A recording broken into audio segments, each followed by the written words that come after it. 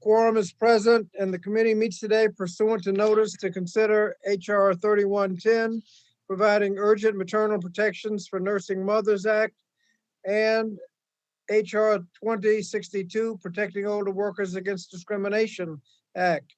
Chair announces that any request for recorded votes may be rolled pursuant to Clause 2 of Rule 11 of the House Rules and Committee Rule 14B. Pursuant to House Rule 11, Clause 1, the chair may recess the committee at any point.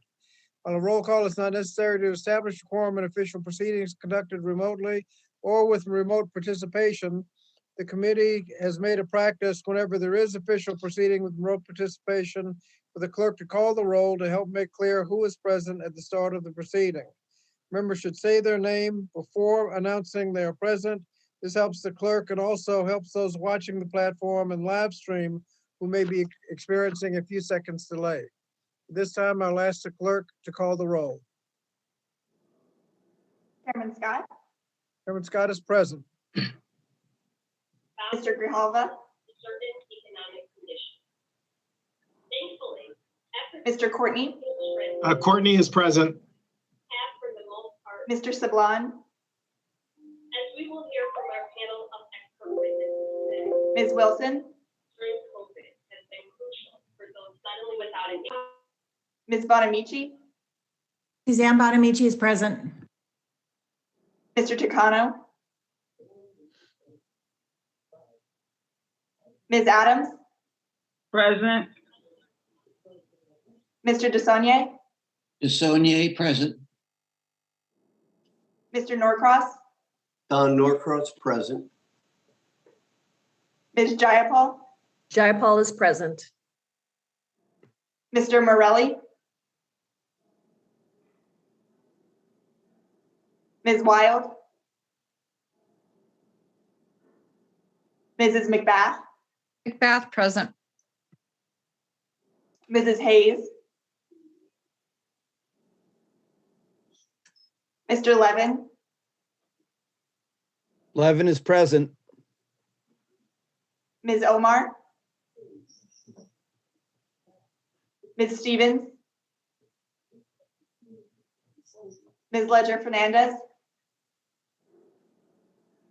Mr. Jones. Ms. Manning. Mr. Mervan. Mervan is present. Mr. Bowman. Mr. Bowman is present. Mr. Pocan. Buchanan is present. Mr. Castro. Ms. Sherrill. Mr. Yarmouth. Yarmouth is present. Mr. Espaillat. Espaillat is present. Mr. Umfume. Ranking Member Fox.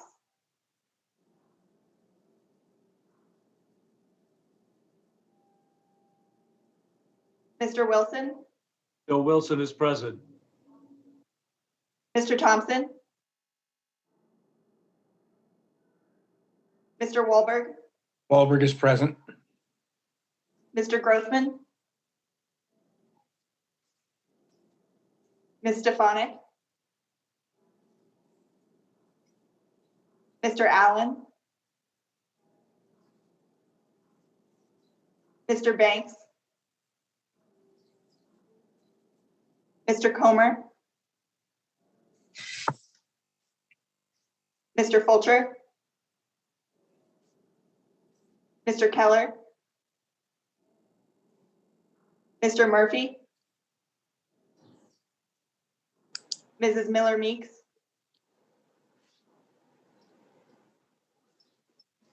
Mr. Owens. Mr. Good. Good is here. Mrs. McLean. McLean is present. Mrs. Harshbarger. Harshbarger's present. Mrs. Miller. Mary Miller's present. Mrs. Sparts. Sparts is present.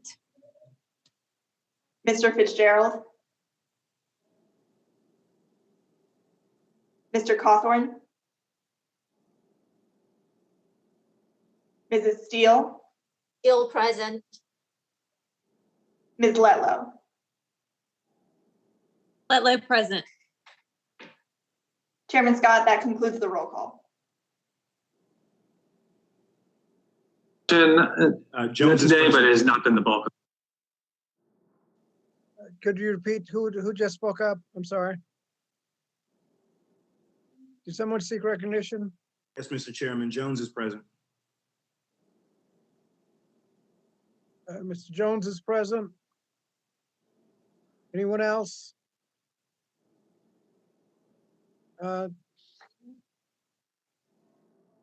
Thank you. This is a remote markup pursuant to House Resolution 8 and the regulations thereto. All microphones shall be kept muted to avoid unnecessary background noise. Members are responsible for unmuting themselves when they're recognized to speak or when they wish to seek recognition. I also ask that members please identify themselves before they speak. Members shall be considered present in the proceeding when they are visible on camera, and they shall be considered as not present when they are not visible on camera. The only exception to this is if they are experiencing technical difficulty and inform the committee staff of such difficulty. However, members must be visible on camera to count toward a quorum and to vote. And the rules provide no exception to this. Moreover, there needs to be a verbal vote when we're voting so that both the clerk and the official reporter stenographer can hear it. A thumbs up or a thumbs down without a verbal vote will not suffice. If any member experiences technical difficulties during the hearing, you should stay connected to the platform, make sure that you're muted, and use your telephone to immediately call the committee's IT director, whose number was provided in advance. Should the chair experience technical difficulty or need to step away, Mr. Levin, Mr. Courtney, or another majority member of the committee, if they're available, if Mr. Levin and Mr. Courtney are not available, is hereby authorized to assume the gavel in the chair's absence. This is an entirely remote markup, and as such, the committee's hearing room is officially closed. Members who choose to sit in the committee room with their individual devices must wear headphones to avoid feedback, echoes, and distortion resulting from more than one person on the software platform sitting in the same room. Members are also expected to adhere to social distancing and safe healthcare guidelines, including the use of masks and sanitizer, and cleaning the areas both before and after their presence in the hearing room. Amendments must be submitted electronically to the amendment repository pursuant to the instructions in the notice of amendment process that was distributed to all committee offices by the clerk with the markup notice. Amendments must be submitted to the repository before they are offered at the markup. In order to ensure that the committee's 5-minute rule is adhered to, staff will be keeping track of time using the committee's field timer. The field timer will appear in its own thumbnail picture and will be named 001_timer. There will be no 1 minute remaining warning. The field timer will show a blinking light when the time is up. Members are asked to wrap up promptly when their time is expired. I'll now recognize myself to make an opening statement. And I understand we began without the ranking member present.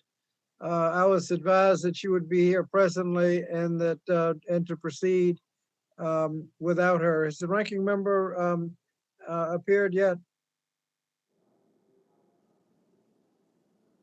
Well, if she is not here when it's her turn to make an opening statement, we'll reserve that time for her. Today, the committee is marking up 2 bipartisan bills that will help secure basic protections for our nation's workers. These bills are H.R. 3110, the Providing Urgent Maternal Protections for Nursing Mothers Act, or PUMP Act, and H.R. 2062, the Protecting Older Workers Against Discrimination Act, or POWADA. The first bill, the PUMP for Nursing Mothers Act, extends critical workplace protections that guarantee nursing workers the time and privacy they need to express breast milk. More than 10 years ago, Congress passed legislation that required employers to provide eligible nursing workers with a clean, private space and time to pump but does not need to be paid time. Unfortunately, gaps in the law exclude millions of workers and also limit how protected workers can recover for harms in court when their rights are violated. In a national survey of women who gave birth in 2011 and 2012, more than 1 in 3 reported that employment posed a challenge to breastfeeding.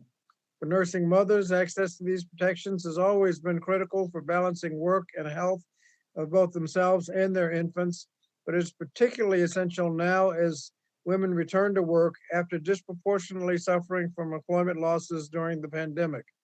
The bipartisan, bicameral Pump for Nursing Mothers Act would expand access to existing protections for nursing mothers to nearly 9 million employees who are currently left out.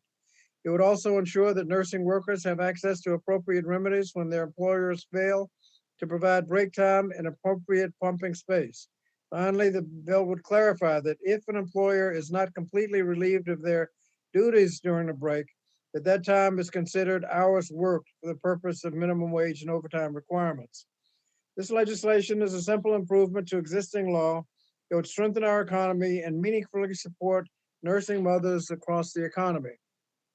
I'm pleased to report that after extensive discussions, the final proposal that will be introduced as an amendment in nature of a substitute is supported by worker advocates, civil rights and public health groups, and the United States Chamber of Commerce. The second bill that we'll consider is the Protecting Older Workers Against Discrimination Act, which would provide older workers with urgently needed protections against age-based workplace discrimination. In 1967, Congress recognized the need to protect older workers, specifically those over 40 years of age, from discrimination by enacting the Age Discrimination and Employment Act. Unfortunately, in 2009, the Supreme Court severely eroded these critical protections in the case of Gross v. FBL Financial Services. In its decision, the court imposed a higher evidentiary standard that courts had previously required. Now workers must prove that age discrimination was the decisive motivating cause of the employer's action rather than one of the motivating factors. This standard is a needless barrier to workplace fairness for older workers who have long been vulnerable to workplace discrimination. In fact, more than half of older workers are pushed out of long-time jobs before they choose to retire. Age discrimination also holds back our economy. Research by the AARP and the Economist Intelligence Unit found that absent age discrimination, older workers would have contributed $850 billion more in 2018 to the gross domestic product. It is clear that our labor market and economy cannot fully recover as we fail to include and protect our nation's older workers. The Protecting Older Workers Against Discrimination Act is a bipartisan legislative fix that would restore the pre-2009 evidentiary standard for age discrimination claims. This would effectively realign the burden of proof for age discrimination claims with the same standards for proving discrimination based on sex, race, religion, and national origin. The legislation also reinstates the standard for disability discrimination claims and those involving retaliation for rights protected under those civil rights laws, which have been implicated by the Supreme Court's holding in Gross. In 2019, 227 House Democrats and 34 House Republicans came together to pass this bill. This Congress, we must reaffirm our bipartisan support for older workers by again passing the Protect Older Workers Against Discrimination Act. As our economy continues to recover from the pandemic, both the Pump for Nursing Mothers Act and the Protecting Older Workers Against Discrimination Act would help ensure that nursing workers and older workers can work free from fear of discrimination. If the ranking member is with us. Yes, sir, I'm here. Oh, okay. I'll yield now to the distinguished ranking member for her statement. Thank you very much. Thank you for yielding, Mr. Chairman. As I've said before, it's disappointing and unnecessary we're having yet another remote markup especially in light of the new CDC guidance. As members of Congress, we can and should be showing the American people that safely returning to doing our jobs in person is possible by holding this markup in our committee room in Washington, D.C., where I am today. Speaking of leading the way, the bills before us today are also less than exemplary. While I believe they address important issues, they fall short in practice. The American people deserve better. Let me be clear. Committee Republicans believe that discrimination in any form is wrong. It is illegal in the United States and has been for decades, as it should be. Older Americans and nursing mothers can face unique challenges in the workplace, but there are already laws in effect preventing employers from discriminating against these workers. These bills are counterproductive. We'll start with the Pump for Nursing Mothers Act. Committee Republicans believe nursing mothers deserve adequate protections in the workplace. The Fair Labor Standards Act already requires employers to accommodate working mothers in hourly jobs who need time and a private space to pump breast milk while at work. Additionally, now more than ever, we need to advocate for flexible workplace policies that improve conditions for and empower working mothers. Unfortunately, this bill is not a step in that direction. It takes a sweeping and more punitive route, creating extra hurdles and penalties for employers that are both unworkable and unnecessary. This is no way to empower women or facilitate their participation in the workforce. HR 3110 takes a one-size-fits-all approach, treating all nursing mothers in workplaces as if they are all the same. Certainly, nursing mothers working remotely or in unique workplace environments, such as transportation and farm operations, have different needs than those working in an office or a warehouse. Failing to account for these differences will not help women in the least. It will make it more difficult for employers to create a work environment that meets the needs of working mothers. The excessive penalties on employers for non-compliance mandated by the bill, coupled with its sweeping coverage, will encourage frivolous lawsuits by trial lawyers instead of improving working conditions for mothers. Yet again, Democrats have conveniently marketed their trial lawyer payoff as a win for nursing mothers. The Protecting Older Workers Against Discrimination Act also falls short. This proposed bill from committee Democrats purports to help older workers. What it really does is further the Democrat pro-trial lawyer agenda under the guise of protection. HR 2062 goes far beyond age discrimination cases and impacts disability and retaliation cases. Congress purposefully enacted separate non-discrimination statutes, including one specifically pertaining to age discrimination. Multiple Supreme Court decisions have affirmed that age discrimination involves unique and complex factors. But HR 2062 overturns this.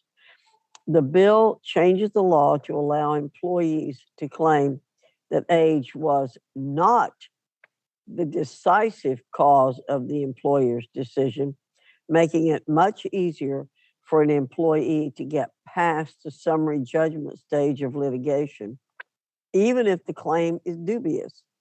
However, this change in the law will not benefit older workers.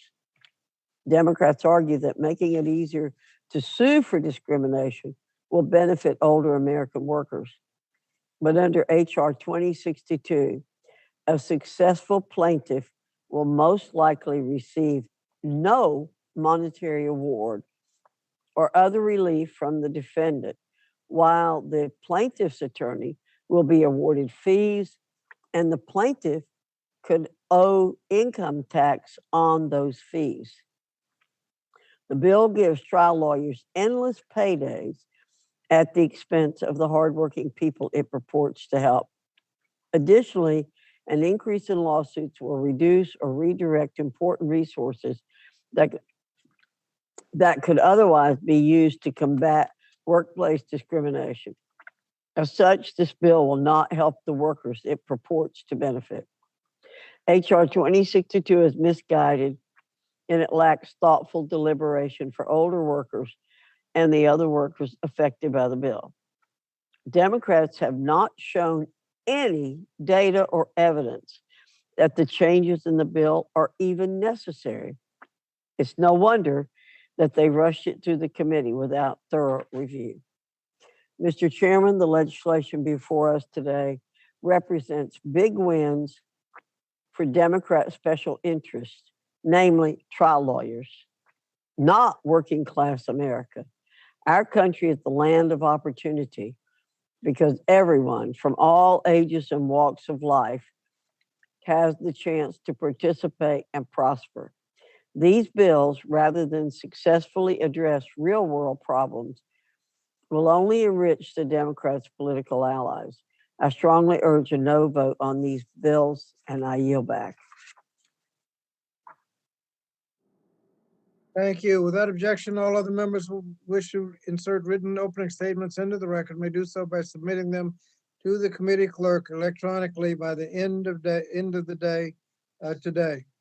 House rules require that a copy of the measures be made available to members and the public at least 24 hours in advance, and this was done. The committee will now proceed with the consideration of the bill HR 3110 for amendment. The bill was circulated in advance, and the clerk will designate the bill. HR 3110 to amend the Fair Labor Standards Act of 1938 to expand access to breastfeeding accommodations in the workplace and for other purposes. Without objection, the first reading of the bill is dispensed with. And without objection, the bill will be considered as read and open for amendment at any point, and any amendment offered shall be considered as read. I now recognize the gentlewoman from North Carolina, Ms. Adams, to offer an amendment in the nature of a substitute. Thank you, Mr. Chairman. I have an amendment at the desk. Clerk will designate the amendment. Amendment in the nature of a substitute to HR 3110 offered by Ms. Adams. The identifier is Pump Act _ANS.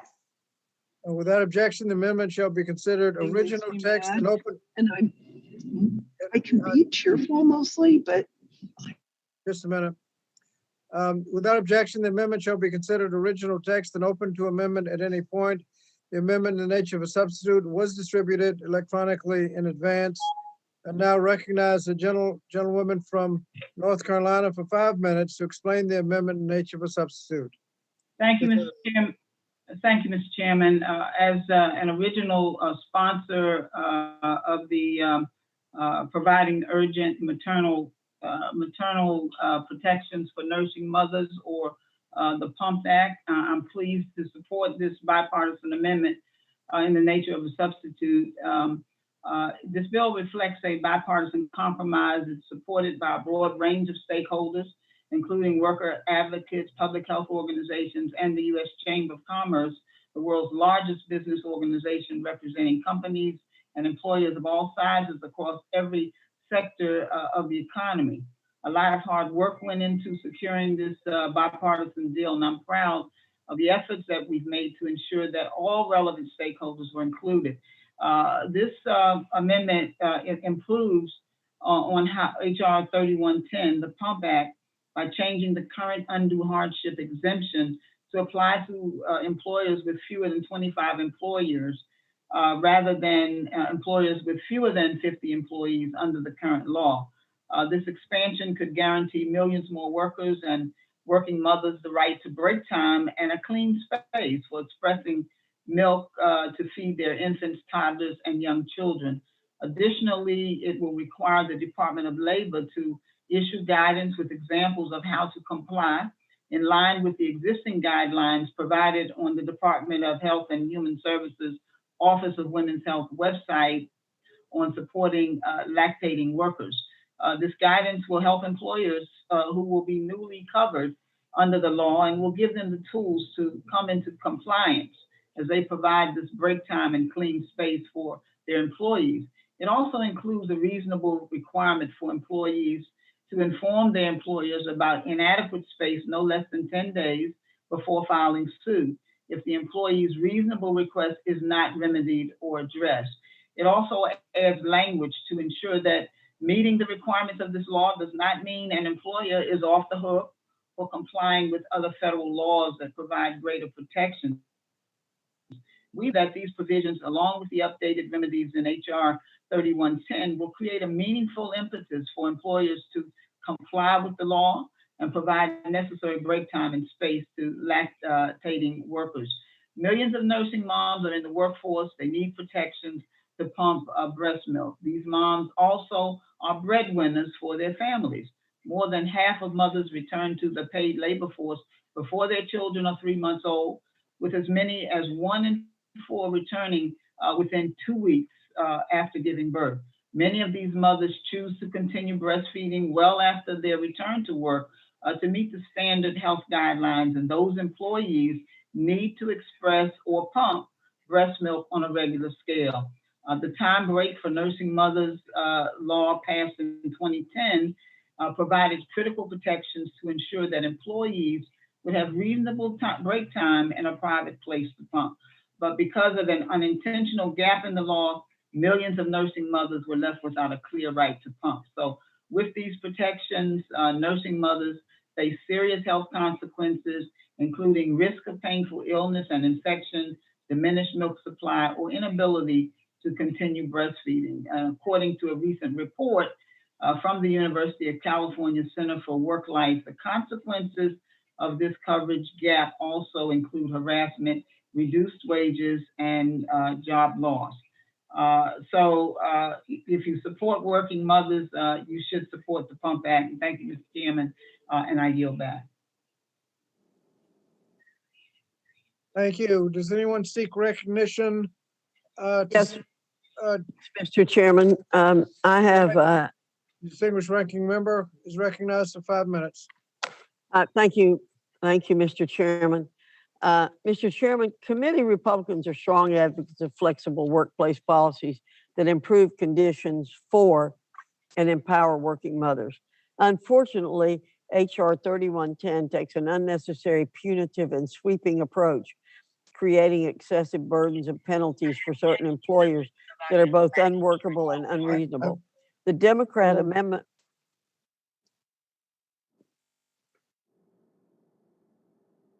I'm sorry, Dr. Fox. That's okay. Continue. The Democrat amendment in the nature of a substitute offered at today's markup fails to address some of the critical flaws in the underlying bill. First, it continues to impose the bill's requirements on those businesses that are least able to apply. Under existing law, employers with fewer than 50 employees are not subject to the FLSA accommodation requirement if compliance would impose an undue hardship by causing significant difficulty or expense when considering the size, financial resources, nature, or structure of the employer's business. The ANS cuts that threshold by half to 25 employees, exposing more establishments to the flawed requirements of the underlying bill. Secondly, the Democrat ANS maintains the language in the underlying bill, which markedly expands FLSA remedies for violations.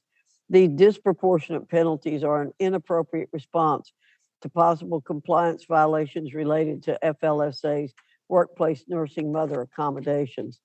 The Democrat ANS includes an alternative dispute mechanism, which allows employers an abbreviated time frame of 10 days to address an accommodation request before penalties apply. Unfortunately, falling short of what is appropriate to ensure employers are able to provide accommodation to employees, the Democrat ANS continues to impose a one-size-fits-all mandate on diverse businesses, including those that operate in remote environments or lack the necessary physical infrastructure to meet the bill's requirements. It also maintains requirements that will negatively impact businesses involved in transportation and agriculture, where the nature and location of work is not conducive to the mandates included in the bill. For example, the Democrat ANS would require that airline employees who are currently exempt from these requirements have access to a space and time for pumping breast milk, despite the fact that aircraft designs are regulated by the FAA for safety and reliability purposes with limited ability to add additional spaces. Remote or rural airports would face unique challenges when accounting for small planes that operate out of these regions, including maintaining staffing levels and access to services. As recently as 2019, the FAA argued that meal and break rest laws are in conflict with flight personnel duties under FAA requirements. In light of these circumstances, air carriers are exempt from current FLSA nursing mother accommodation requirements. However, these employers accommodate nursing mothers in flight crews in other ways, including extended paid and unpaid maternity leave, temporary accommodations and office jobs on the ground, and the ability to work short regional flights with opportunity to pump milk in between flights on the ground. Additionally, the Democrat ANS maintains a questionable scheme that conflicts with current wage and hour treatment of break time compensation under FLSA. The ANS changes current law and requires that individuals be entirely relieved from work for a break to be unpaid, with an employee owed compensation for the entire break time in the event that any work is performed, failing to account for the realities of many modern workplaces. For instance, passive work time such as email, phone, or radio monitoring would trigger the bill's requirements for compensation, even when these activities occur in small increments. However, the ANS fails to account for the privacy needs of nursing mothers, creating conflicts between maintaining the private nature of time spent pumping breast milk while also requiring employers to monitor whether work is performed or not. In summary, the Democrat ANS continues to take an unnecessary, punitive, and sweeping approach. The Democrat ANS keeps the one-size-fits-all scheme in HR 3110 and treats all nursing mothers and workplaces as if they're the same, despite known differences in employees' needs, industry-specific challenges, and the ability of certain employers to meet such standards. Undoubtedly, nursing mothers working remotely or in unique environments have different needs than those working in an office or a warehouse, yet the Democrat ANS fails to account for all those differences. For that reason, I am offering an amendment in the nature of a substitute to the bill, and I yield back. Thank you. Gentleman from New York, Mr. Bowman. Recognized for Mr. 5 Chairman, I minutes. seek recognition and I move to strike the last word. Gentleman's recognized for 5 minutes. Thank you, Mr. Chairman. Today's markup of the Pump for Nursing Mothers Act is incredibly important, and I commend your leadership in bringing forward a bill that strengthens protections for millions more nursing workers. What we are trying to do today is very simple. Needing to pump is as natural and necessary for nursing workers as is going to the restroom. When we hear about workers who are denied bathroom breaks, we clearly see the wrong done. With the Pump for Nursing Mothers Act, we can make sure millions more nursing parents can be on the job and provide for the health of their infant child. I particularly wish to celebrate the Pump for Nursing Mothers Act for expanding protections to include teachers. Teachers are currently excluded from workplace nursing protections. We entrust our teachers with the education and well-being of our children. We absolutely should make sure that nursing teachers can pump as needed for the well-being of their own children. Failing to do so is unacceptable. The benefits of breastfeeding are clear across the board, including lower risk of asthma. Part of my district includes the Bronx, and this issue is personal for my constituents. The Bronx has some of the highest rates of childhood asthma in the country. Making sure more nursing workers, including teachers, can pump at work could very well be the difference between eliminating childhood asthma in my community and not. I also wish to highlight the importance of remedies. Some workers have technically been protected by current law with access to a private space for pumping, but in practice do not. This can be an issue in workplaces that employ fewer women, such as construction sites where women make up less than 10% of the workforce. Many construction sites do comply with requirements by setting up a separate station on site that is not a portable bathroom. However, I've heard from constituents of instances where that hasn't always been the case. The Pump for Nursing Mothers Act makes sure nursing workers can access equitable remedies that cover the economic, health, and emotional harm caused by an employer's failure to comply with break time and space requirements. This is an important step in the right direction for all workers. Thank you, and I yield back the balance of my time. Thank you. Do any Republican members seek recognition? I don't see any. If not, does the gentlelady from Oregon, Ms. Bonamici, seek recognition? Yes, thank you, Mr. Chair. I move to strike the last word. Gentlelady is recognized for 5 minutes. Thank you, Mr. Chairman. I strongly support the Pump for Nursing Mothers Act, and I thank Chairman Scott and Representative Adams. Representative Adams and I co-chaired a hearing on workplace discrimination in which we discussed the Pump Act, as well as the Protecting Older Workers Against Discrimination Act. We know, as my colleague from New York just noted, that breastfeeding provides multiple benefits for mothers and babies. As someone who had to pump in bathrooms, I know how important it is for mothers to have a safe place and clean place to pump.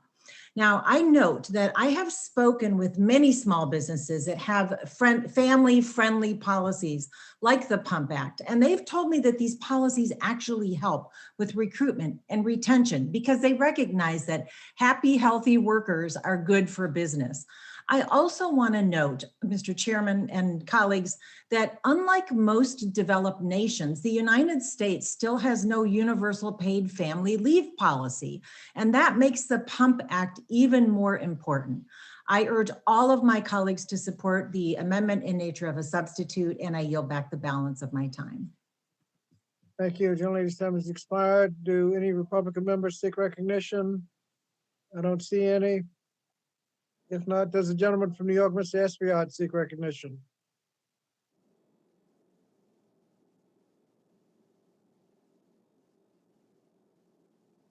I understood he did seek recognition, but apparently it's not available. If not,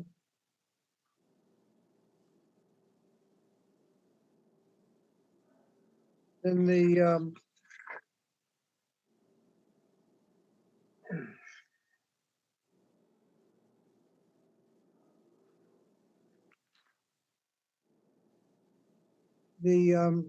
order of business now is the question, are there any amendments to the amendment in the nature of a substitute?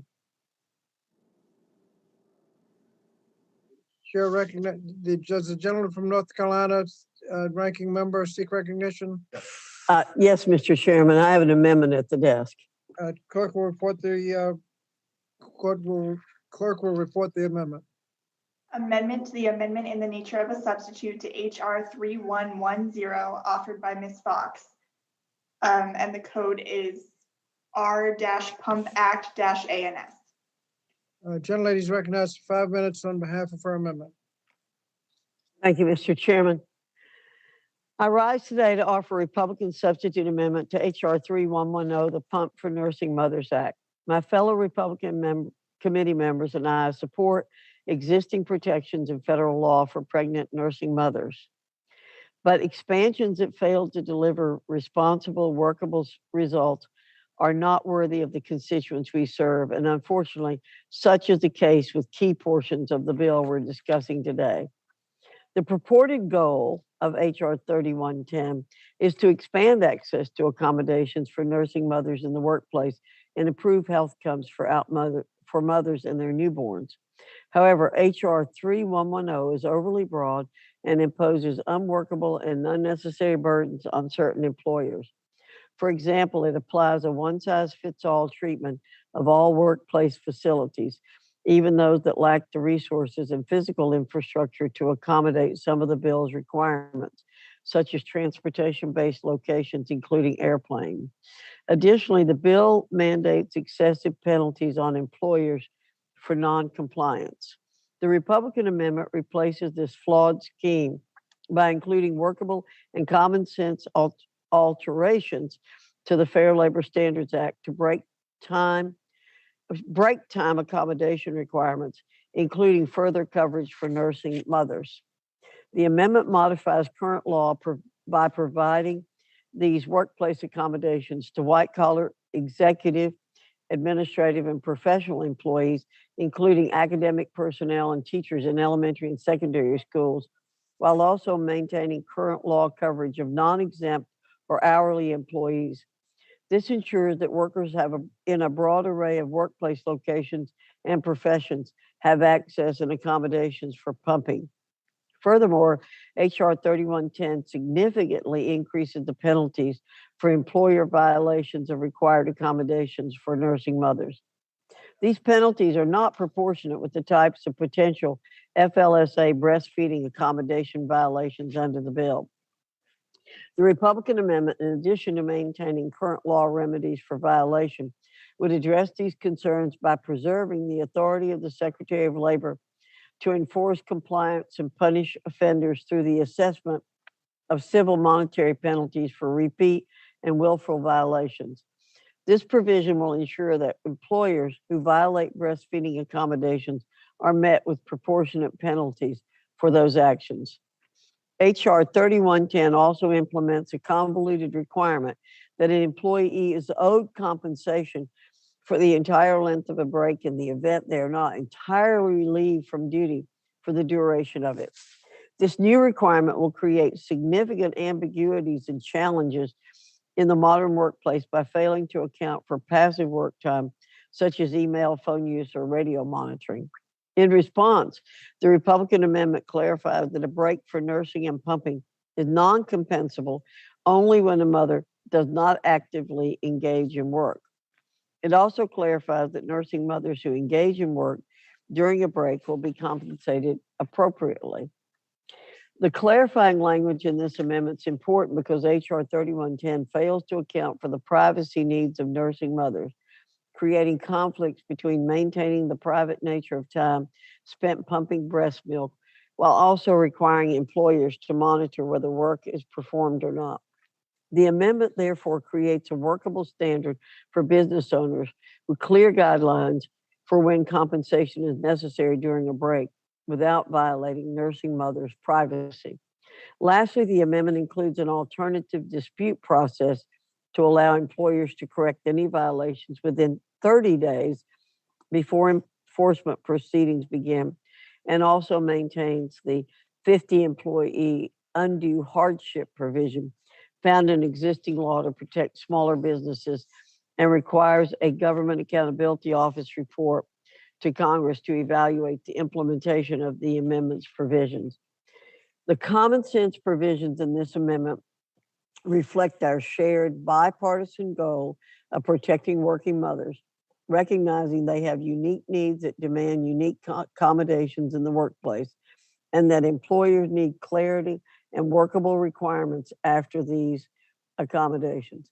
I hope my Democrat colleagues will see past partisanship to support this amendment. I urge a yes vote and yield back.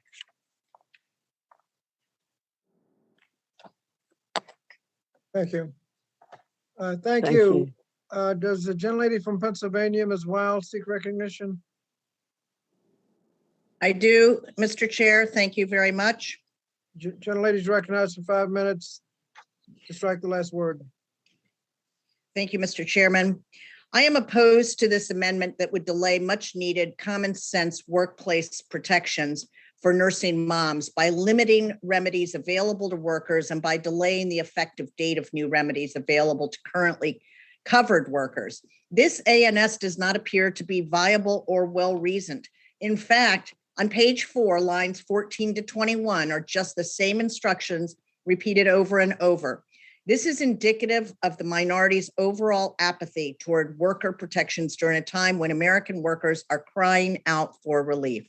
But if we are reading it as drafted, it appears that the minority is seeking to allow the Labor Secretary to have another avenue of going to court on the workers' behalf. We welcome the opportunity to work with the minority to make this happen if that is the intent. This amendment goes to the heart of our work here today to protect the health of babies and moms. Under current law, workers generally cannot recover in court when their employers fail to comply with break time and space requirements for nursing mothers. They are only able to recover for unpaid minimum wage or overtime compensation in court for violations of break time and space requirements for nursing mothers. This leaves them unable to recover if they experience economic, health, or emotional harm. Allowing for legal and equitable remedies would help workers recover appropriate types of relief within well-established guardrails. One study that examined 8 different types of state breastfeeding support laws found that the single most impactful law that increased breastfeeding rates at 6 months postpartum was a workplace pumping law with an enforcement mechanism. Furthermore, the ANS, which has the support of the U.S. Chamber of Commerce, I might add, would make sure that employers have a heads up before a lawsuit and have 10 days to respond to a complaint. Allowing for compensatory and punitive damages does not mean unlimited damages. Compensatory damages are limited to the harm suffered by the individual. Punitive damages help to deter unscrupulous employers from harming workers to gain a competitive advantage. Often, without punitive damages, a business may treat its labor violations as merely a cost of doing business. Courts have an established practice of awarding justifiable damages, and under this bill, relief would only be provided as may be appropriate to effectuate the purposes of the bill. Artificial caps on damages mean that workers who have proven in court that they have been denied protection are unable to recover for the full extent of their harm. And what's more, this amendment would delay needed protections for currently covered workers. Break time and space protections have been on the books for more than 10 years. So employers should already be in compliance with respect to currently covered workers. The effective date for the expansion of available remedies only applies to currently covered workers. Currently, employees are only able to recover for unpaid minimum wage or overtime compensation in court for violations of break time and space requirements for nursing mothers. But in most circumstances, as the Labor Department has noted, there will not be any unpaid minimum wage or overtime compensation associated with a failure to provide such breaks. This amendment weakens the purpose of the bill to promote mothers' ability to breastfeed, to care for their children's health, and to look after their own health. I urge my colleagues to vote no on the amendment. I yield back, Mr. Chairman. Thank you. Are there others who seek recognition? If not, I'll recognize myself very briefly just to say that this wide-ranging amendment really sabotages the compromise achieved by long discussions between the advocates, the health experts, and the Chamber of Commerce, and therefore should be just rejected on that basis alone, in addition to the points that the gentlelady from Pennsylvania has made. Are there any other comments on the amendment? If not, the question is on the amendment offered by the ranking member from North Carolina. All in favor of the amendment will say aye. Aye. Aye. Aye. All opposed will say no. No. No. It appears that the noes have it. Mr. Chairman, on that, I'd request a recorded vote. Recorded vote has been requested, and pursuant to prior comments, that vote will be rolled to the end. Are there other amendments? Mr. Chairman, Gentleman from Michigan, for what purpose does the gentleman from Michigan seek recognition? Mr. Chairman, I have an amendment at the desk. Clerk will report the amendment. Amendment to the amendment in the nature of a substitute to HR 3110 offered by Mr. Levin of Michigan. The code is LEVIMI_031. Gentleman is recognized for 5 minutes on behalf of his amendment. Thank you so much, Mr. Chairman. I'm thrilled that we're considering this bill today, and I'll be proud to cast my vote for it. When we talk about workers who might need to express breast milk at work, we're all likely thinking about those who've given birth recently and are now breastfeeding a new baby. As the dad of 4 kids who were each breastfed for between 1 and 2 years by my beloved wife, whether she was staying home or out working in the economy, that's certainly my first reference. And while, of course, we want to make sure those workers have the protections outlined in this bill, I think it's important to recognize that they're not the only workers who might need them. Workers who've experienced a stillbirth, who adopt or place their baby for adoption, or who serve as or have a baby through a surrogate. All of these workers might also need to express breast milk at work, and all of them deserve the same protections. My amendment simply clarifies that the break time and space protections in this bill apply to workers who've experienced a stillbirth and, in the case of adoption or surrogacy, apply to both the adoptive and biological mother. Some of these experiences might be difficult or even tragic for a mother. We have the chance today to make a simple change that perhaps can make their circumstances just a little less hard to get through. My amendment also lengthens the duration of the break time and space protections for nursing mothers from 1 year after the infant's birth to 2 years. After 6 months, the American Academy of Pediatrics recommends continued breastfeeding as foods are introduced, with continuation of breastfeeding for 1 year or longer as mutually desired by mother and infant. This is a personal decision for mothers, and it should be made based on what's best for mom and baby. As I mentioned, in my family, my wife decided to breastfeed all of our kids well past 1 year. That's a decision that should not hinge on the protection a workplace may or may not have for mothers. Today, we have a chance to protect moms in the workplace and to do so in a way that does not put a heavy burden on employers. In fact, the U.S. Chamber of Commerce takes no issue with either of the policies in this amendment. They're just common sense. Again, I'm so glad this committee is putting these protections in place and to have this opportunity to make sure those protections cover every worker who needs them. I urge my colleagues to vote for this amendment, and I yield back. Thank you. Gentleman's time has expired. Does anyone seek to be recognized on the amendment? The ranking Mr. Chairman. Ranking member, Dr. Fox, is recognized for 5 minutes on the amendment. Thank you, Mr. Chairman.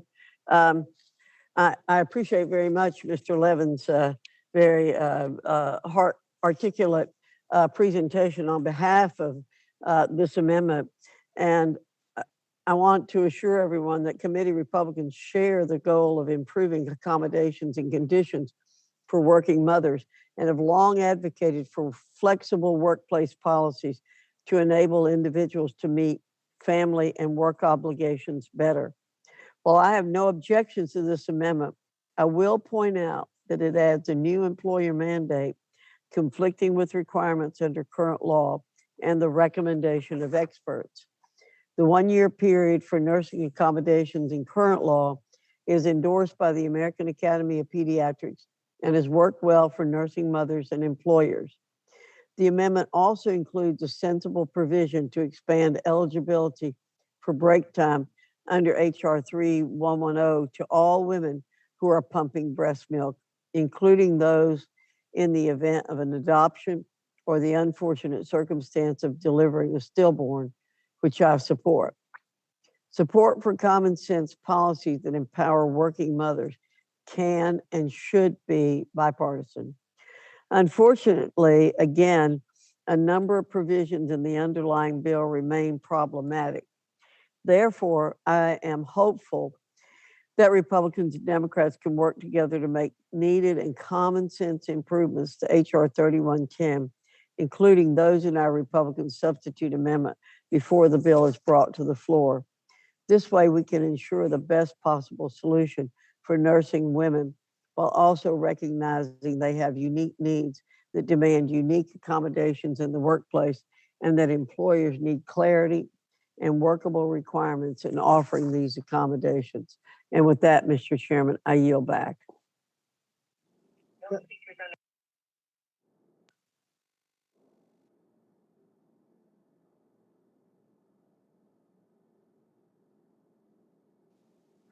Does anyone else seek recognition? If not, I'll recognize myself very briefly. just to be able to yield to the sponsor of the amendment, Mr. Levin, to respond. Did you indicate that this had been cleared with the Chamber of Commerce, that they have no objection to it? Yes, Mr. Chairman, the Chamber of Commerce has no objection to this. I just don't see the need to make everything into a partisan struggle. This is about moms breastfeeding their kids, my friends. And it's not an undue burden on business, according to the Chamber of Commerce. So I hope we can proceed collegially. And with that, I yield back. Thank you. Reclaiming my time, and I yield back the balance of my time. Anyone else seek recognition? If not, the question is on the amendment offered by the gentleman from Michigan, Mr. Levin. All who favor the amendment will vote aye. Aye. Aye. Aye. All who oppose will say no. No. No. No. No. The ayes appear to have it. I request the recorded votes, Mr. Chairman. Who's requesting a vote? I'm sorry.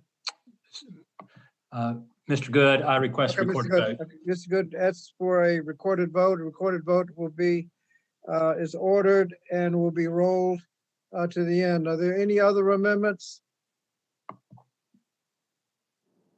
If not, the next order of business is the roll call, would be the roll call votes that are on amendments and final passage of the bill, and that will be taken up at the end. The committee will now proceed to the consideration of the bill HR 2062 for amendment. The bill was circulated in advance and the clerk will designate the bill. HR 2062 to amend the Age Discrimination in Employment Act of 1967 and other laws to clarify appropriate standards for federal employment discrimination and retaliation claims and for other purposes. Without objection, the first reading of the bill is dispensed with. And without objection, the bill will be considered as read and open for amendment at any point, and any amendment offered shall be considered as read. I'll now recognize the gentlewoman from Oregon, Ms. Bonamici, to offer for the purpose of offering an amendment. Thank you, Mr. Chairman. I have an amendment in the nature of a substitute at the desk. The clerk will designate the amendment in nature of a substitute.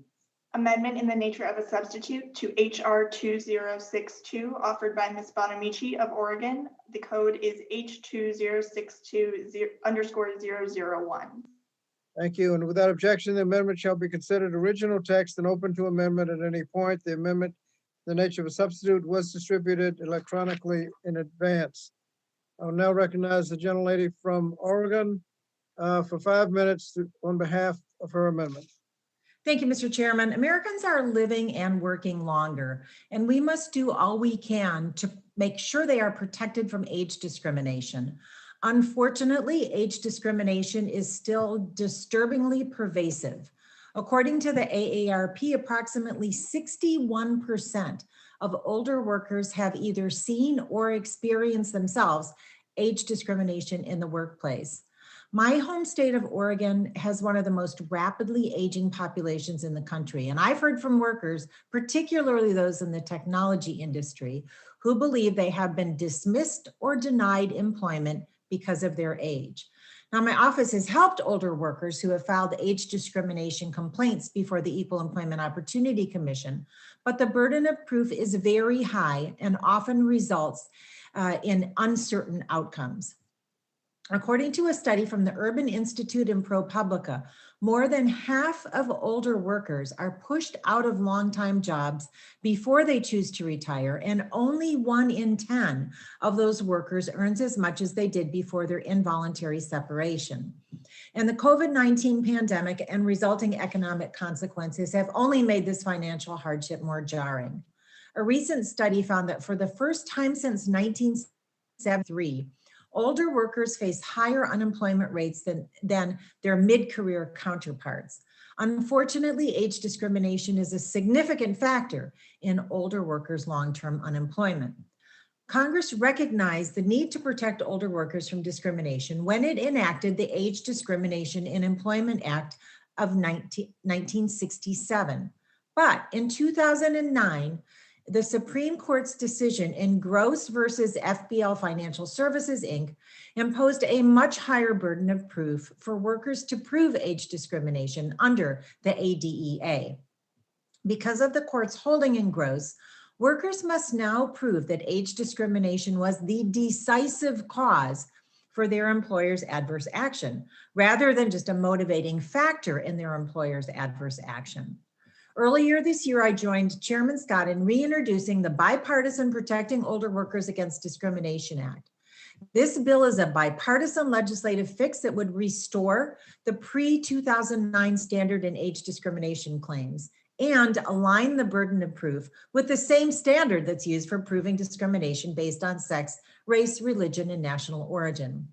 As we discussed during the joint Civil Rights and Human Services and Workforce Protection Subcommittee I chaired earlier this year, as well as in the hearing on the Protecting Older Workers Against Discrimination Act that we held last Congress, this bill is a very important step to protect older workers from discrimination in the workplace.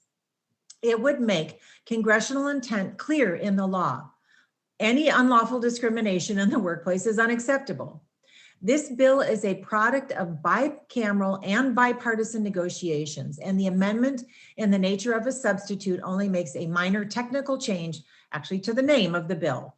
So I urge my colleagues to support this amendment and the underlying bill, and I yield back the balance of my time, Mr. Chairman. Thank you. Does anyone seek recognition on the amendment? Yeah, Glenn Grothman. Gentleman from South Carolina, Mr. Wilson was on our list, and we have Mr. Levin and Mr. Grothman after that. Mr. Gentleman from South Carolina, Mr. Wilson, if you're unmuted and recognized for 5 minutes. Hey, thank you, Mr. Chairman. Committee Republicans believe that discrimination in any form is wrong, and there should be equal opportunity for everyone. However, we also believe that laws should not only change when there's a compelling evidence that change is actually needed and when it's beneficial to those it purports to help. Most frequently, enforcement of current laws negates the need for new laws. Unfortunately, the Democrats Protecting Older Workers Against Discrimination Act, in their amendment and the nature of a substitute, falls embarrassingly short of that standard. The bill and the amendment and nature of substitute are nothing but an invitation to lawsuit abuse. Ensuring that American workers, regardless of age, are protected and reasonably accommodated should be a responsibility we take seriously and thoughtfully. On HR 2062, the committee Democrats did not even schedule a standalone hearing to gather information from experts on whether it's needed or workable. Democrats argue the bill is necessary after the Supreme Court's decision in the Gross case of 2009, 12 years ago. Workers have been discouraged from filing age discrimination charges, they claim, in lawsuits. However, the one and only Democrat invited as a witness, we did have the opportunity to hear on this issue, admitted, quote, "It is difficult to quantify the impact that the Gross decision has had on the number of older workers who bring cases and the number of those who win them," end of quote. Moreover, we do know that the age discrimination charges filed with the Equal Employment Opportunity Commission, EEOC, as a percentage of all charges have remained steady for the 11 years before and after the Supreme Court issued the Gross decision. This fact undercuts one of the Democrats' key arguments in favor of the bill. There has also been an uptick of retaliation charges filed with the EEOC since the Supreme Court's decision of the Nassar case, indicating that contrary to the Democrat talking point, employees have definitely not been discouraged from filing these charges that the case was decided, since it was decided. Additionally, if this bill passes, it will amend the Americans with Disabilities Act in a harmful way. As it stands now, An employer is supposed to work with an employee seeking an accommodation to determine the appropriate reasonable accommodation. A flexible, interactive dialogue between an employer and an employee is the most effective way to determine an accommodation. If an agreement on a reasonable accommodation cannot be reached under HR 2062, that alone may be enough for an employee to demonstrate discrimination. This will greatly harm the relationship between employees and their employers and prevent employees from receiving accommodations in a timely manner. To pass a bill that discourages dialogue between both parties is disruptive and counterproductive. Sadly, we're here today discussing costly, sweeping legislation that will overturn decades of Supreme Court precedent before we even know whether it's necessary or appropriate. What we do know, however, that this bill will encourage more employees to file lawsuits that will not provide them monetary compensation or other significant remedies, while resulting in endless paydays of legal abuses. This is a counterproductive way to legislate and a waste of time and resources. I urge all my colleagues to vote no on the amendment and no on the underlying bill. I yield back. Thank you. I have Mr. Levin and then Mr. Courtney on our side. We'll go first with the gentleman from Michigan, Mr. Levin. Thank you, Mr. Chairman. I move to strike the last word. Gentleman's recognized for 5 minutes.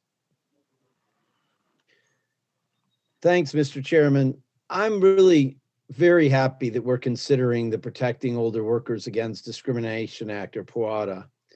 This is a common sense and bipartisan piece of legislation that ensures older workers can fight for their rights. The Supreme Court decision in Gross reversed nearly 30 years of precedent and instituted a new heightened but-for standard to proceed with claims of age discrimination in the workplace. That means under the Gross standard, unless you could demonstrate that age was the sole cause for an employer's adverse action, a worker who's faced discrimination because of their age cannot have their day in court. I remember so clearly, Mr. Chairman, meeting victims of age discrimination just after the Gross decision came down. I was Michigan's chief workforce officer at the time. I created a program called No Worker Left Behind to help workers who were unemployed and underemployed during the Great Recession to go back to school to earn degrees and certificates so they could restart their careers. And I can't tell you how surprised I was by the number of older workers who came forward because they had lost their jobs. And one guy particularly sticks in my mind. He was a store manager in Bay City, Michigan. He had been in college many years before, and his dad died of a heart attack. And his mom said, "Son, I'm sorry, you got to go to work." And he worked his way up in retail. And then he was a store manager in his mid-50s. And basically, the company looked at him and said, wait a minute, we could get some person much younger to work for half the salary. And they just got rid of the guy. And that is wrong. But they can come up with a pretext, and there's nothing he could do. And that's why we've got to pass POWADA. It undoes the Supreme Court ruling and goes back to a legal standard that was in effect for nearly 3 decades and worked very well. I'm glad this bill has bipartisan support, but you know, Mr. Chairman, I don't see any reason why every member shouldn't be supporting it here today. I think we all understand that it's wrong to fire or mistreat a worker because of their age, like that guy from Bay City. And we all know that it's easy to come up with some pretext and say, that wasn't the only reason. Now we have an opportunity to do something about it. You know, Mr. Chairman, politicians like to say that they represent the working class. Well, supporting the working class doesn't mean putting on a hard hat and going on a factory tour. It means ensuring that workers are empowered to fight discrimination in their workplaces.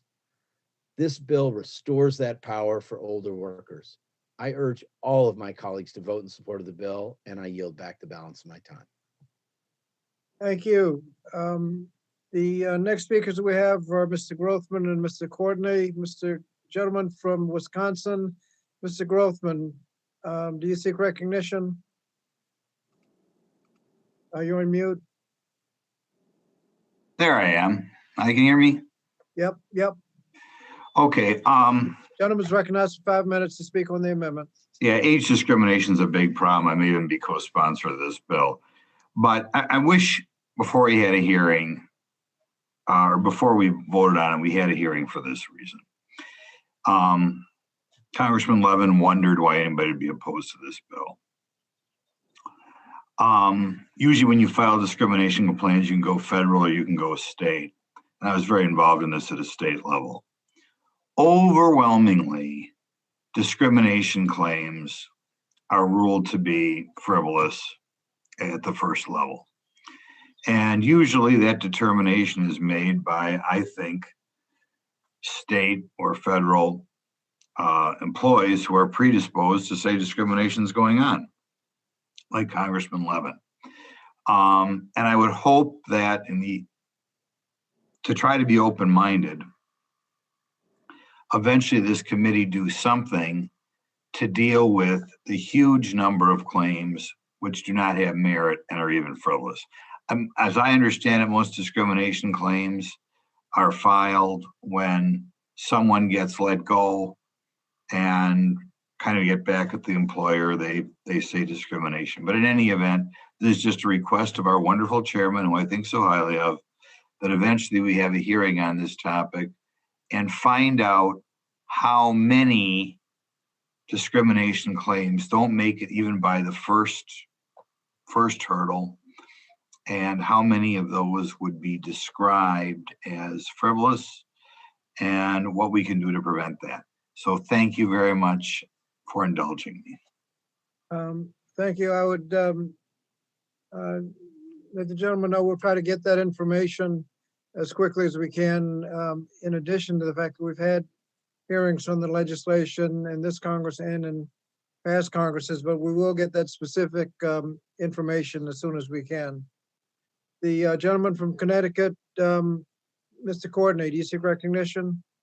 I do, Mr. Chairman. And again, just to make a brief The gentleman's recognized for 5 minutes. So, strike the Thank last you. word. Just make a couple brief comments. Again, I think Mr. Levin did a nice job, with his own personal experience, sort of, reminding us of what the fundamental intent of this law is, which is that when the Civil Rights Act was passed back in 1964 and set up, protections for employment discrimination, there were a number of categories which the Congress cited as needing that type of assistance: race, religion, sex, national origin, and age. And the standard or the threshold for employees or workers to make a claim of discrimination has been the mixed motive standard, which basically said that an employee needs to show that it was a significant factor in terms of termination or demotion or whatever. And then the employer then has an opportunity to rebut that. What the court did in 2009 was it basically untethered age from the other populations covered by the Civil Rights Act and basically raised the burden of proof to require that the workers show that but for age discrimination, that they would be entitled to an award. And that's almost an impossible standard to satisfy. So it was a 5-4 Supreme Court decision. We've heard from, again, credible sources like AARP in terms of the fact that this problem has not, been solved because of the Supreme Court decision. I think, Joe Wilson's citing of the number of claims that's still flooding in shows that, in fact, this is a real problem that still exists there. The fact that they're not prevailing is partly because of the Gross decision. And that's really what we have an opportunity to restore, which just, again, aligns the standard of proof that's created under the Civil Rights Act to basically be on par with race, religion, sex, and national origin, period. Full stop. That's what we're doing here. And that's not unprecedented for Congress to wade back in and deal with, a Supreme Court decision, which they felt basically, which we feel basically tipped the scales in an unfair fashion. The Lilly Ledbetter law, which was signed into law back in 2009, was in response to a Supreme Court decision, Ledbetter versus Goodyear Tire and Rubber, which basically set up a totally, unfair Mickey Mouse chutes and ladder rule for women who were trying to get justice in terms of wage discrimination, and we fixed that. That's what we said. Thank you to the Supreme Court. See your, note your decision, but we're going to, fix what the court's erroneous interpretation of what Congress intended with wage discrimination, and that is precisely what we're doing here, which was we're basically saying that age is a significant area of human life which none of us have control over, and that people should not be discriminated because of age, just like we do not allow discrimination to occur for race, religion, sex, and national origin, and they should be treated the same in terms of bringing a discrimination case. So again, I am pleased that we had a decent, solid bipartisan majority last time this bill came up in the last Congress, and hopefully we'll grow that number, because we're obviously in a situation right now where the employment participation rate is really struggling because of the pandemic and the recession. And frankly, we want, all hands on deck in terms of getting this recovery going. And certainly older workers have a lot to contribute to getting, again, this country back on its feet. And with that, I yield back. Thank you. Does anyone else seek recognition? I don't see any other names. There appearing to be no further discussion on the amendment nature of a substitute, the committee will now consider amendments to the amendment in nature of a substitute. Does any member wish to offer an amendment? The gentlelady from North Carolina. Thank you, Mr. Chairman. Mr. Chairman, I have an amendment at the desk. Clerk will designate the amendment. Amendment to the amendment and the nature of a substitute to HR 2062, offered by Ms. Fox of North Carolina. The code is H2062_004. Gentlelady is recognized for 5 minutes on behalf of her amendment. Thank you, Mr. Chairman. For an employer to retaliate against an employee because that employee has previously made a discrimination complaint is wrong, and it is already illegal. However, HR 2062 reduces the standard of proof in retaliation cases by allowing mixed motive claims, overturning the Supreme Court's 2013 decision in the Nassar case. This provision is particularly ill-advised. Justice Anthony Kennedy wrote in the majority opinion in Nassar that in retaliation cases, quote, lessening the causation standard could contribute to the filing of frivolous claims, which would siphon resources from efforts by employers, administrative agencies, and courts to combat workplace harassment, end quote. Justice Kennedy also wrote in his opinion that the concern about diverting resources was especially true because retaliation charges filed with the EEOC had nearly doubled in the past 15 years and had become the second most frequently filed category of complaint. This concern is even more relevant today because the retaliation is now the most frequently filed EEOC charge. Allowing mixed motive claims in retaliation cases is unworkable and contrary to the text, structure, and history of Title VII, the Age Discrimination in Employment Act, and the Americans with Disabilities Act. All retaliation claims are inherently about differing explanations. In these situations, the plaintiff has already made a discrimination complaint, and under the mixed motive standard, it will be a mere formality to plead the subsequent employment action in question was retaliatory. Under HR 2062, a plaintiff will always survive the summary judgment stage of the litigation, and the case will either settle or go to trial, increasing the number of frivolous claims and related financial costs noted in the Supreme Court decision, while reducing important resources that would otherwise be used to combat discrimination. In addition, It may surprise most plaintiffs to learn that in nearly all mixed motive cases under HR 2062, they will be awarded no monetary damages and will not be entitled to reinstatement. The only ones to be paid in the vast majority of these cases will be the plaintiff's lawyers. There's no evidence to support the claim that employees have been harmed by the Nassar decision. Individuals have not been discouraged from filing retaliation charges with the EOC, and they still win lawsuits claiming retaliation. And by the way, when employees win lawsuits claiming retaliation under the current standard, they can receive monetary damages, back pay, and reinstatement, as well as attorney's fees and costs. Under HR 2062, nearly all successful plaintiffs will not receive any monetary damages, pay, or reinstatement. Only the trial lawyers get paid. This amendment strikes the unworkable and ill-advised provisions of 2062, allowing mixed motive claims and retaliation cases, which will keep in place the current standard of proof as described in the Nassar case, and committee members are urged to support it. And with that, Mr. Chairman, I yield back the balance of my time. Thank you. Does anyone wish to speak to the amendment? Does the gentlelady from Oregon seek recognition? Yes, thank you, Mr. Chairman. I move to strike the last word. Gentlelady's recognized for 5 minutes on the amendment.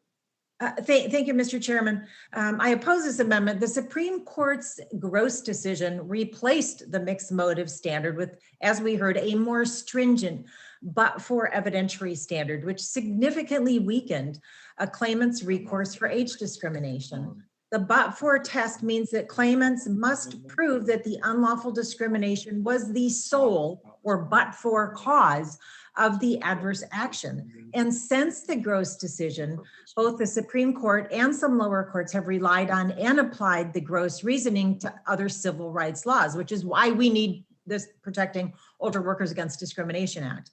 In the University of Texas Southwestern Medical Center versus Nassar, the Supreme Court applied the but-for standard to retaliation claims under Title VII of the Civil Rights Act. And notably, the court referenced the 2009 Gross decision involving the ADEA as part of its rationale. The Nassar decision resulted in the unequal treatment of claims under Title VII of the Civil Rights Act as 1964, as Mr. Courtney so eloquently explained. It does not make sense to have separate provisions of Title VII requiring different standards of causation, discrimination based on protected class using a mixed motive standard, and the anti-retaliation provision applying a but-for standard of causation. And this is exactly why Protecting Older Workers Against Discrimination Act is so important. This bill is and I just want to emphasize this bill is a legislative fix needed to simply restore the mixed motive standard to retaliation claims under Title VII of the Civil Rights Act, the Age Discrimination in Employment Act, the Americans with Disabilities, and the Rehabilitation Act. Simply restoring the standard to what it was before the Gross case. The enforcement of civil rights laws relies on individuals to assert their rights. And by retaining the but-for standard for retaliation claims, this amendment would make it far more difficult, and it's already difficult, for workers to secure justice. I urge my colleagues to oppose this amendment, and I yield back the balance of my time. Thank you. Does anyone else seek recognition? If not, the question is on the amendment offered by the gentlelady from North Carolina, the ranking member. All who favor the amendment will say aye. Aye. Aye. Aye. All opposed will say no. No. No. Oh, The noes appear to have it. Mr. Chairman, on that, I request a recorded vote. Recorded vote is requested. Are there other amendments? Does the gentleman from Georgia have an amendment? Yes, Mr. Chairman, I have an amendment, Allen H2062 underscore 003 at the desk. The clerk will report the amendment. Amendment to the amendment in the nature of a substitute to HR 2062 offered by Mr. Allen of Georgia with the code that Mr. Allen stated. Thank you. The gentleman from Georgia is recognized for 5 minutes on this amendment. Thank you, Mr. Chairman. When considering any legislation, this committee should first determine whether the legislation is needed, and next, whether the bill under consideration will adequately address or improve the situation. The committee did not have a standalone hearing on HR 2062 and only heard from one witness invited by the Democrats about the bill at a hearing on multiple wide-ranging topics. This complex and sweeping legislation, at the very least, deserves a separate hearing so that committee members can gather more information from a variety of experts to make a considered decision regarding its viability. Publicly available data does not show that the Supreme Court decisions in Gross or Nassar have discouraged individuals from filing EEOC charges. The Democrat invited witness who testified at the March 18 hearing in favor of HR 2062 acknowledged that it is difficult to quantify the impact that the Gross decision has had on the number of older workers who bring cases and the number of those who win them. This witness also acknowledged at a committee hearing in 2019 that when we might have expected a drop in charges due to Gross-inspired discouragement from employment attorneys, there was a sizable jump in the number of ADEA charges filed with EEOC. A review of EEOC data shows that the rate of EEOC age discrimination charges as a percentage of all charges filed is approximately the same for the 11 years before and after the Gross decision, which is a slightly higher percentage of age discrimination charges filed as a percentage of all files after the Gross decision. In addition, there has been an uptick in Title VII retaliation charges as a percentage of all charges filed in the 7 years following the Nassar decision, which does not indicate individuals have been discouraged from filing these charges. A review of court decisions shows that plaintiffs have continued to win age discrimination and Title VII retaliation cases in the wake of the Supreme Court's decisions in Gross and Nassar. To summarize, this amendment will provide Congress much needed data on the impact of the two Supreme Court cases at issue in HR 2062. If the GAO report indicates the Gross and Nassar decisions have not discouraged individuals from seeking relief or from achieving it, the bill will not be necessary. This committee should look before it leaps, and members should vote in favor of this amendment to ensure this legislation is actually needed and adequately addresses the purported concerns of the bill sponsors. I yield back the balance of my time. Thank you. Does anyone seek recognition on the amendment? Gentleman from New York, Mr. Jones, do you seek recognition? Yes, Mr. Chairman. The gentleman's recognized for 5 minutes to strike the last word. Thank you, Mr. Chairman. I oppose my Republican colleagues' amendment mandating a study before this bill can go into effect. This is unfortunately not an earnest attempt to look into the issue of age discrimination. It is rather a tactic of delay and nothing more. We know that age discrimination happens, and this is a problem that harms not just workers, but the economy at large. Age discrimination is one of the most common and sadly most accepted forms of discrimination in the workplace. Last year, the EEOC received over 14,000 age discrimination complaints, accounting for over 20% of all discrimination charges filed in this country. These statistics underscore the prevalence of age discrimination. Further, it should be obvious that we don't need a study to tell us that a substantially higher burden of proof for some forms of discrimination makes it more difficult for workers who can prove discrimination to get their day in court and to prevail. That's just common sense. We urgently need to return to a mixed motive standard, which says that any consideration of age, as opposed to ability to perform a job, is impermissible in employment decisions.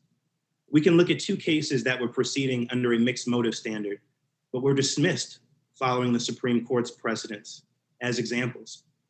Courts dismissed both of these cases on the grounds that the facts, which were sufficient under a mixed motive standard, were no longer sufficient under the heightened but-for standard.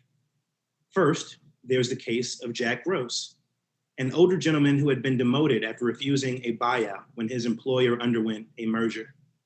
As he and many older workers were demoted, his younger colleagues received promotions. Mr. Gross challenged his demotion under the Age Discrimination in Employment Act and won his case at trial under the motivating factor framework. However, after the Supreme Court changed the rules and required him to retry his case under the new and more stringent but-for causation standard, he lost, despite the fact that he had proved the same set of facts with the same parties in the same courts as before. Second, consider the impact of the Nassar case on anti-retaliation claims under the Civil Rights Act. In the case of Shamati v. Selma City Board of Education, an elementary school cafeteria worker alleged that she had been passed over for promotion due to having filed earlier discrimination claims, and that those claims had been discussed by the interview panel. The district court denied the employer's motion for summary judgment on her retaliation claim. However, the Nassar decision was issued a few months later, and then the employer moved for reconsideration under the new causation standard, this time stating that the Supreme Court has changed the rules since then. The district court dismissed the worker's retaliation claim and granted summary judgment to the employer. Same facts, same case, different causation standard, and a win was turned into a loss. The court's decisions in Gross and Nassar have clearly impacted older workers negatively. You do not need a study to determine that when cases become materially more difficult to win, attorneys become much less willing to represent workers in these cases. The Protecting Older Workers Against Discrimination Act reinstates the legal standard for proving age discrimination and aligns it with the existing standard for proving discrimination based on sex, race, or national origin. There is simply no excuse for discrimination of any kind in the workplace, and there's no reason to delay this legislation any further. We have already done that for 12 years, and it has blocked us from restoring justice. This proposed amendment, by the way, has no deadline for GAO to conduct the study and report back to Congress. It is simply intended, as I mentioned earlier, to delay implementation indefinitely. And for these reasons, I urge my colleagues to reject the Allen Amendment. I yield back. Thank you. Are there other comments on the Allen Amendment? Mr. Chairman. Gentlelady from Oregon. Thank you, Mr. Chairman. I just request to strike the last word, move to strike the last word. Recognized for 5 minutes on the Allen Amendment. Thank you, Mr. Chairman. I just want to align myself with the remarks of Mr. Jones, and I thank him for bringing up Mr. Jack Gross. Mr. Gross actually attended the hearing we had in the last Congress on the Protecting Older Workers Against Discrimination Act. And if he's listening today, I just want to say, Mr. Gross, we hear you. We understand how frustrating it's been. And as Mr. Jones clarified, he had won his case until the Supreme Court changed the standard that had been around for years. So that's the reason why we're doing the Protecting Older Workers Against Discrimination Act today, is to restore the standard that gave workers who have been discriminated against based on age a chance, a fighting chance to actually receive justice. And I yield back the balance of my time. Thank you. Others wish to speak to the Allen Amendment? If not, Mr. Chairman. Gentleman from California, Mr. Takano. Mr. Chairman, I too, thank you, Mr. Chairman, for recognizing me. I too remember. Does the gentleman seek recognition? Yes, I do. Gentleman, just recognize 5 minutes. I move to strike the last word. I too recall that testimony on that by Mr. Gross to the subcommittee. There were hearings on this very topic,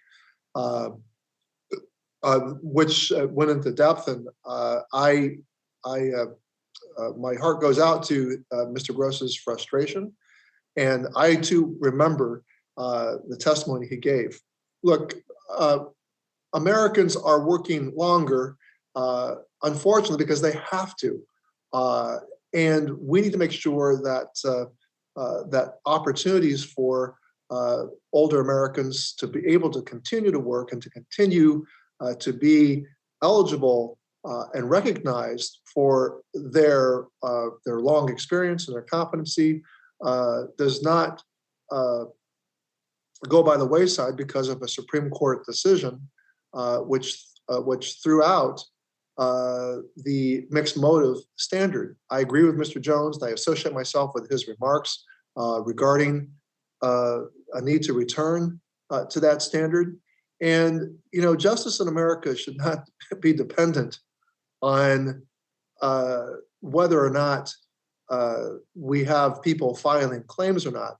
The law should be set so that it is a recourse for those folks, for those individuals who are discriminated against. And that's not a matter of how many people have filed claims. More people will file claims as employers act unjustly.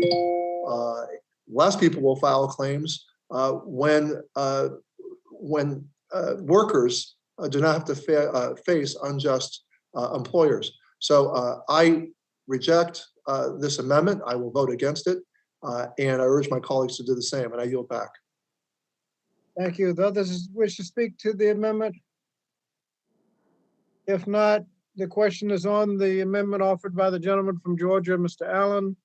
All who favor the amendment will vote aye. Aye. Aye. Aye. Aye. Aye. All opposed will vote no. No. No. The noes appear to have it. Mr. Chairman? The gentleman from Georgia Yes, I asked for a recorded asked vote. for a recorded vote, and that will be rolled.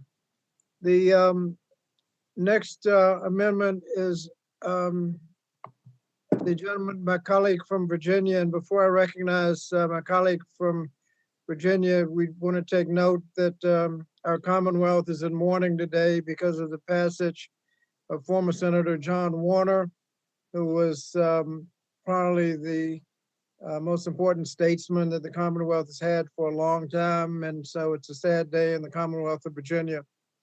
And so we ask for the committee members to pray on behalf of the John Warner family. My colleague from Virginia, Mr. Good. Thank you, Chairman. I just want to add my prayers for the Warner family, and I appreciate you're taking the moment to recognize his longtime service on behalf of our Commonwealth and the people of Virginia. I do have an amendment to present, if I may. The clerk will designate the amendment. Amendment to the amendment in the nature of a substitute to HR 2062 offered by Mr. Good. The code is H2062_002. Thank you. The gentleman is recognized 5 minutes on behalf of his amendment. Thank you again, Mr. Chairman. You know, unfortunately, we're here today because of the majority's continued relentless attacks on employers from their demonstrated mindset that employers are evil and left to their own devices, they will seek to harm their employees. But the fact is that the vast majority of employers are trying desperately to attract, recruit, and retain quality employees, and they want to foster a positive, healthy workplace. Furthermore, laws already exist to protect those employees that we purport today to help through the additional actions of the majority. In their zeal to show that they're doing anything, they're punishing job creators with more costly layers of regulations that do nothing to truly help the employees. HR 2062 will not achieve the goals espoused by the bill sponsors, and my amendment adds some much needed truth in advertising to this bad bill. The amendment adds a finding to HR 2062, pointing out that under the bill, as written, most successful plaintiffs will not be entitled to any monetary damages, payments, or reinstatement, while those plaintiffs may end up owing income taxes on fees that are awarded to their attorneys. The Supreme Court in the 2009 Gross case eliminated a defense that allows the employer in discrimination cases to demonstrate it would have taken the same employment action in the absence of the impermissible factor of age. But HR 2062 actually restores this employer defense. An overwhelming majority of employers will be able to make this demonstration, and when they do, A plaintiff will not be entitled to any monetary damages, payments, or reinstatement. Only the employer's attorney will be paid. Therefore, the only party who wins in these cases are the trial lawyers. HR 2062 is specifically written to allow plaintiffs to survive a summary judgment motion that would end their case, but a plaintiff is in for a surprise later when he or she receives no monetary damages and the only one getting paid is his or her attorney. To add insult to injury, the employee may again have to pay income taxes on the fees that are awarded to his or her attorney. The bill and its sponsors never explain how adding the provisions that include mixed motive claims and restoring the same action employer defense will benefit employees. In fact, this provision will only help the trial lawyers. So I urge my colleagues to vote for this amendment to help clarify the unfortunate consequence of enacting HR 2062, and I yield back the balance of my time. Thank you. Does the gentlelady from Pennsylvania seek recognition? I do, Mr. Chairman. Gentlelady is recognized for 5 minutes to strike the last word. Thank you very much. I am opposed to this amendment that would insert a speculative and misleading finding to the Protecting Older Workers Against Discrimination Act. This amendment would undermine our work here today to protect older Americans from discrimination, and it runs against the spirit of ensuring equal justice is available to everyone, not just those who can afford it. Even if we could guarantee that this finding were true, it adds nothing to the bill, since our goal here today is to ensure that all claimants can receive justice for a meritorious discrimination case. The bill provides older workers with two avenues to receive justice. First, it would allow plaintiffs to prevail by demonstrating age discrimination under a mixed motive evidentiary threshold, rather than the extremely high burden of the sole or but-for standard that few workers who experience age discrimination can demonstrate. And second, if an employer can show that they would have taken the same adverse action, notwithstanding proof of unlawful age discrimination, damages and reinstatement will not be awarded, but injunctive and declaratory relief would be ordered, including attorney's fees that enabled the plaintiff to bring their case in the first place. This amendment runs contrary to the notion that employers can and should still be held accountable when plaintiffs partially prevail by demonstrating age discrimination, even if the employer can demonstrate that they would have come to the same outcome absent the discrimination. Injunctive and declaratory relief is the tool to cure discriminatory practices, a good outcome for future workers as we aim to build a society free of age discrimination. Our civil rights laws can only work if everyone and every worker has the ability to assert their rights. And that means that lawyers should not only be available to affluent workers. Moreover, the ADA, Title VII of the Civil Rights Act, and the Rehabilitation Act all allow for reasonable attorney's fees, emphasis on the word reasonable. And I have to address the statement that has been made by my colleagues across the aisle on at least 2 occasions today, that attorney's fees recovered may be taxable to the plaintiff who may not actually see any recovery. That is patently false. Income taxes are paid by the recipient of the income, so that attorneys who receive attorney's fees have to pay their own taxes on those attorney's fees. It is absolutely, and I say this as somebody who over the years represented many people in employment cases, not only on the claimant side, but also on the employer side. It is absolutely false to say that the plaintiff has to pay income taxes on the attorney's fees. Courts and judges are well equipped to determine reasonableness for a particular case, far better equipped than politicians talking abstractions and misleading findings in a committee. This is an amendment based on speculation. It misleads the public about the importance of this legislation to older workers, and it would advance a false narrative that this bill is about lawyers rather than about workers' rights to economic security and dignity throughout their working life. And I urge my colleagues to vote no on this amendment. Thank you. If the others seek recognition on the amendment? Yes, Mr. Chairman, I move to strike the last word. Okay, just a minute. Let's, anyone else?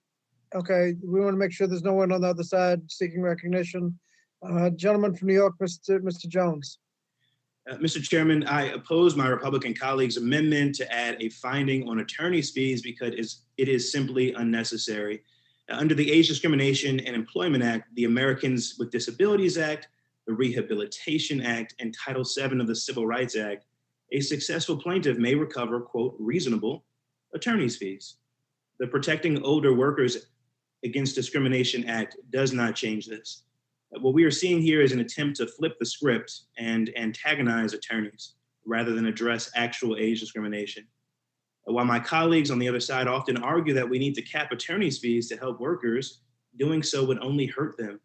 A cap on attorneys' fees would put workers at a disadvantage in the courtroom. Reasonable attorneys' fees are presently set by judges who can assess the amount of effort, difficulty, and complexity involved in a particular case. Capping fees effectively eliminates the economic incentive for attorneys to take on complex or difficult to prove claims, particularly in cases of age discrimination. The result is less access to justice for employees seeking equal treatment from employers. On the other hand, a contingency fee arrangement enables a plaintiff to engage representation without a lot of upfront resources. Contingency fee arrangements also serve as a check on frivolous litigation because lawyers will not bring cases with no chance of recovery. In short, this amendment does nothing but add language to antagonize attorneys and undermine the intent of the Protecting Older Workers Against Discrimination Act. Congress should support equity for all workers. The underlying bill achieves that goal. For that reason, I urge my colleagues to stand up for older workers, disabled workers, and those who face retaliation from employers. I strongly oppose this amendment and urge my colleagues to vote no. I yield back. The gentleman is yielded back. Are there others to speak to the good amendment? If not, the question is on the good amendment. All who favor the good amendment will vote aye. Aye. Aye. Aye. Aye. Aye. All opposed will say no. No, no, no. No. It appears that the noes have it. Mr. Chairman, I'm shocked that anyone would vote no, so I'm going to have to insist on a recorded vote, sir, please. We'll see. We'll see what it looks like on the vote. The Sir. recorded vote is requested, and that will be rolled. Thank you, sir. The next amendment is to be offered by the gentlelady from McLean. Does the gentlelady from, gentlelady from Michigan, Ms. McLean, do you seek recognition for the purpose of an amendment? Yes, Mr. Chairman, I do. Thank you. The gentlelady has an amendment at the desk. The clerk will report the amendment. Amendment to the amendment in the nature of a substitute to HR 2062 offered by Ms. McLean. The code is HR 2062-RAM1. The gentlelady from Michigan is recognized for 5 minutes on behalf of her amendment. Thank you, Mr. Chairman. The amendment protects workers with disabilities by preserving the well-established process through which they receive workplace accommodations. The amendment clarifies that an employer merely engaging in dialogue with a worker with a disability to find a reasonable accommodation that is not sufficient itself without additional evidence to demonstrate discrimination under HR 2062. Under the Americans with Disabilities Act, when a worker requests an accommodation, the employer must make a reasonable effort to determine a reasonable accommodation. ADA regulations state that an accommodation is best determined through a flexible, interactive process between the employer and the worker to determine a reasonable accommodation. So they both sit down together. This is the most common way that the workers with disabilities are provided accommodations. They sit down, employer and worker, and hash it out. By allowing a mixed motive claim in the ADA cases, HR 2062 would severely undermine the interactive process, which would interfere with workers being provided accommodations. And this is because under the bill, merely engaging merely engaging in the interactive process with the worker by itself could be sufficient to demonstrate mixed motive discrimination. In the interactive process, the nature of the worker's limitation can be crucial to finding a reasonable accommodation. That's what we're all trying to do, is find a reasonable accommodation. There may be situations where the employer does not agree to a requested accommodation, or the worker does not accept an offered accommodation. But under the mixed motive theory, HR 2062 could create a presumption that the interactive process is by itself proof of a mixed motive because the worker's limitation is discussed, resulting in employer liability. This amendment simply clarifies that simply engaging in the interactive process without additional evidence is not sufficient to prove a mixed motive claim of discrimination under HR 2062. This amendment will protect workers by ensuring employers can freely engage in a dialogue with them to find reasonable accommodations. That's the whole goal, is to accommodate the workers. And by sitting down and having these dialogues leads to a better outcome. I urge my colleagues to support this amendment to protect workers with a disability, and I yield back the balance of my time. Thank you. Does anyone seek recognition on the amendment? Gentleman from California. Yes, Mr. Chairman, I move to strike the last word. Gentleman from California is recognized for 5 minutes. Well, this amendment tries to, what it does is that plaintiff may not rely solely on the fact that an employer has engaged in an interactive process with an employee or a job applicant to determine a reasonable accommodation. And the emphasis on reasonable. Well, this is not a very reasonable amendment. I'm going to tell you why. This amendment conflates the POWADA's attempt to clarify that discriminatory intent does not need to be the sole basis for a claim under anti-discrimination law with the complex questions regarding the circumstances under which the failure of the judicially created interactive process can form the basis for a lawsuit under the ADA. And I emphasize that the interactive process is a judicially created concept. Active engagement in the interactive process through which an employer and employee determine a reasonable accommodation is a critical piece of avoiding discrimination. There is no need to circumvent how courts determine the weight of the failure to engage in the interactive process. So an employer that fails to engage in the interactive process and denies a reasonable accommodation should be held accountable for such bad actions. They're being bad actors. Courts have had no difficulty determining the role of the interactive process as part of the basis for a lawsuit under the ADA. This amendment is unnecessary and potentially undermines the rights of plaintiffs under the ADA. And look, the last presenter of the amendment, the previous amendment, was surprised that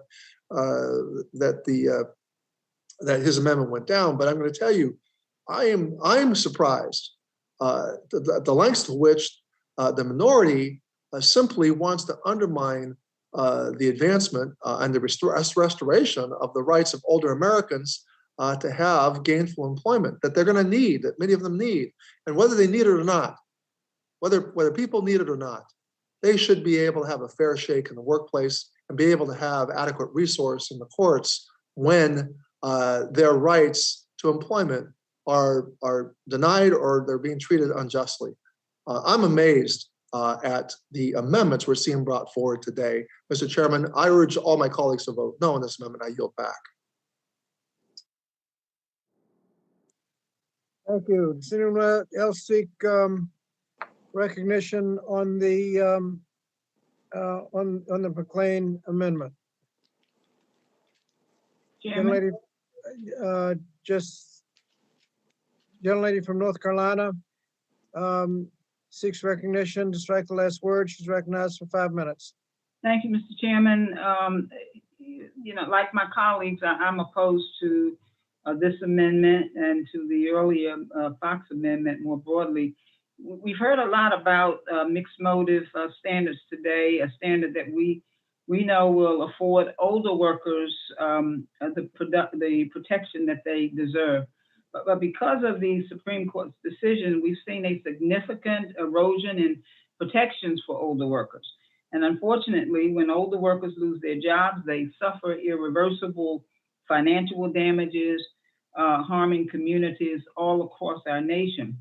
The Protecting Workers, Older Workers Against Discrimination Act will reinstall the legal standard necessary to protect those workers, and it will help keep our neighbors and their families whole. And that's really what we should want to do. In the 116th Congress, this body voted in a bipartisan manner to pass this critical legislation. Clearly, this is not about installing more regulations, as some of my colleagues have suggested. It's about doing a good and necessary work for the people. We should always want to do what's right because it's right. And let's make sure that we remember that we're supposed to be working who we're working for. We're working for the people. So I urge my colleagues to vote against these amendments, and I yield back the balance of my time. Thank you, Mr. Chairman.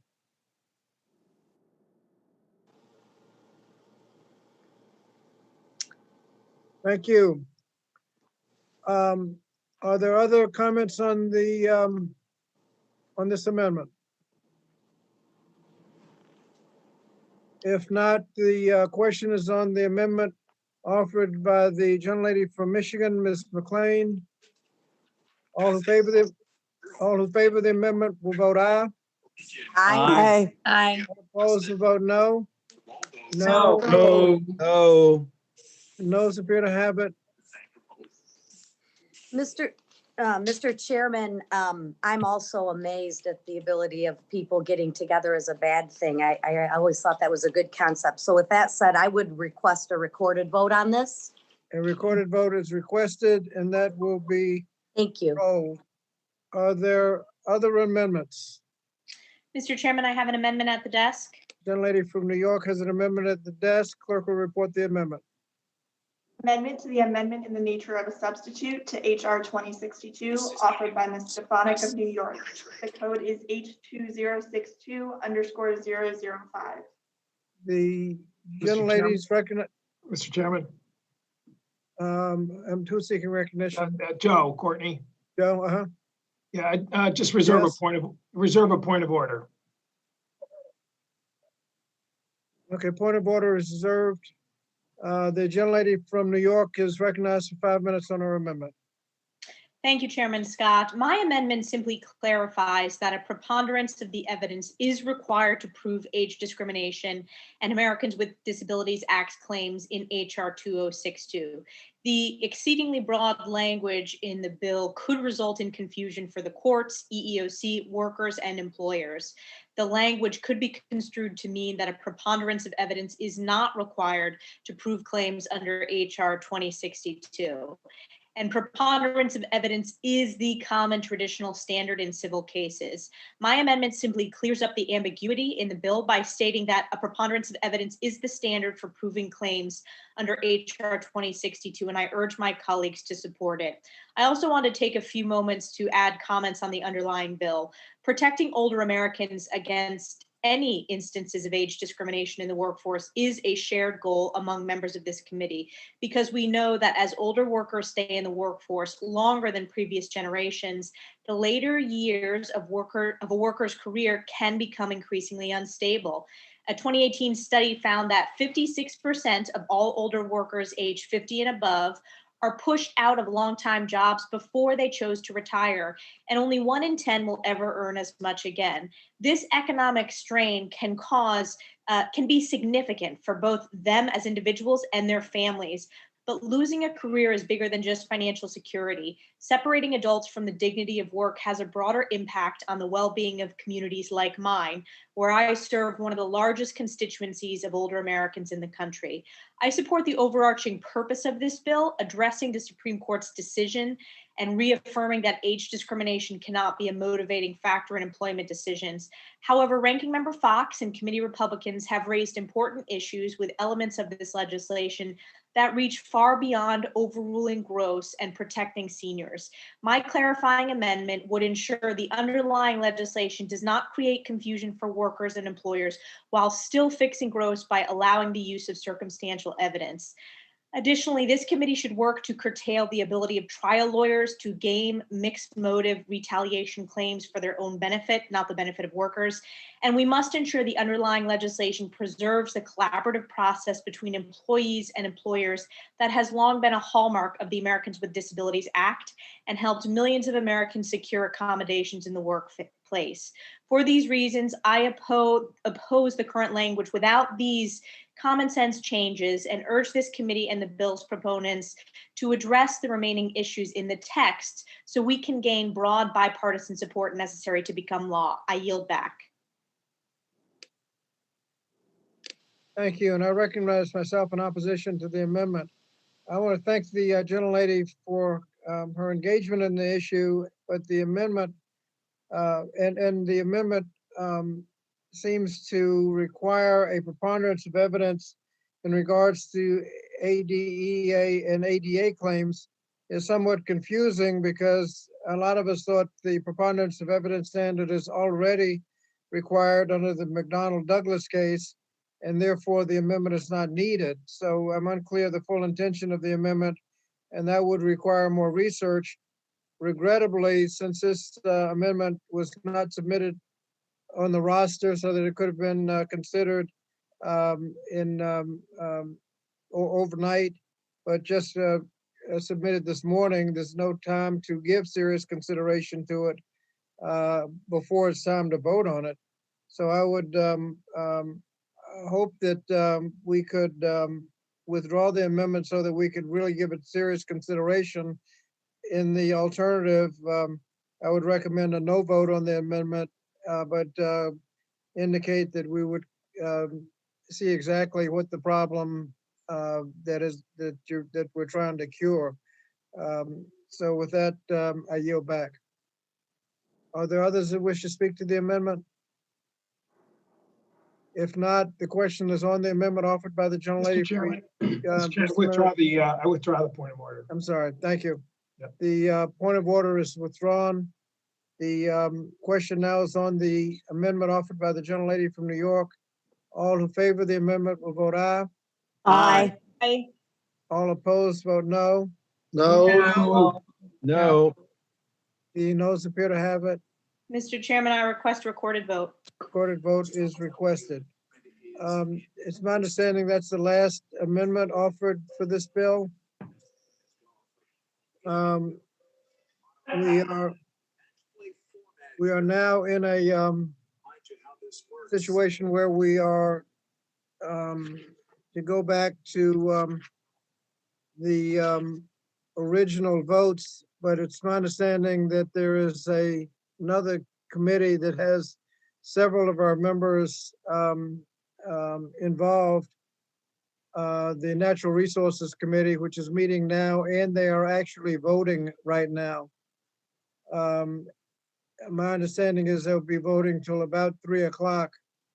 And so we will recess until 3 p.m. and reconvene and take the recorded vote on amendments and final passage of the legislation before us. Are there any questions? If not, Mr. Chairman. Mr. Wilson. First of all, I want to thank you for how the meeting was conducted, and also want to commend you for recognition of Senator John Warner.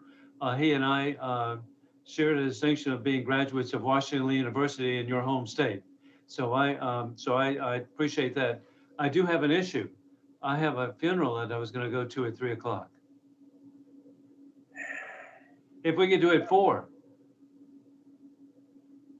That way we can make sure that the natural resources people show up. Let me check with staff and see what the possibilities are. Mr. Chairman, Um, I can't do it at 4. all right. Timothy. This is a reason why we should be taking it as it goes. And I'd recommend natural resources deal with it the way we would deal with it, back and forth.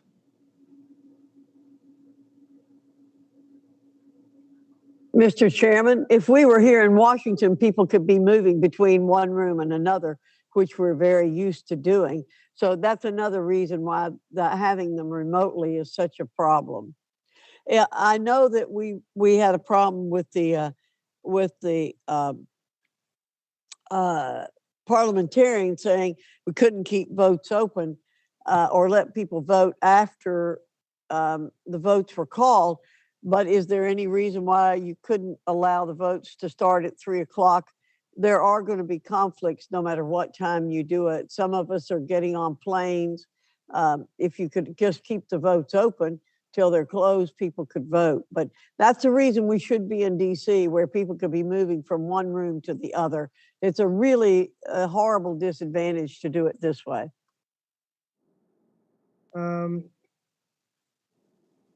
Mr. Chairman, may I be heard on that last point? Who is gentlelady from Pennsylvania, Ms. Wow? Yes, Mr. Chairman, thank you so much. I just want to comment on that last point by the ranking member. I don't disagree that soon it will be time to get back to Washington, but quite frankly, moving between hearings is considerably easier when we are doing it virtually than when we are running all over campus in Washington. So I just take issue with that statement. The other problem is that there's a pretty important member briefing at 3 o'clock on the situation in Israel, which is very important to those of us who are on House Foreign Affairs as well as others. But I just point that out. I'm not objecting to the timing if the chairman wants to start votes at 3. Just wanted you to be aware of that. Well, we've got several members who are actually in the process of voting right now in another, at least 3 or 4 members on our side. I don't know how many on the other side. And we were trying to, we're trying to beat them to the punch, but they started voting before we did, and they're actually in the process right now of voting. So as soon as they conclude, let's Mr. Chairman. Mr. Chairman. Okay, well, let's instead of 3 o'clock, let's do it at 2:30 and move as quickly as we can. Yeah, I was gonna suggest 2:30, Mr. Chairman. Okay, the committee is in recess until 2:30. And we'll convene quickly at 2:30 and get to voting and vote as quickly as we can. And hopefully we can finish in time for the 3 o'clock funeral. Thank you. Okay. Thank you. The committee stands in recess until 2:30.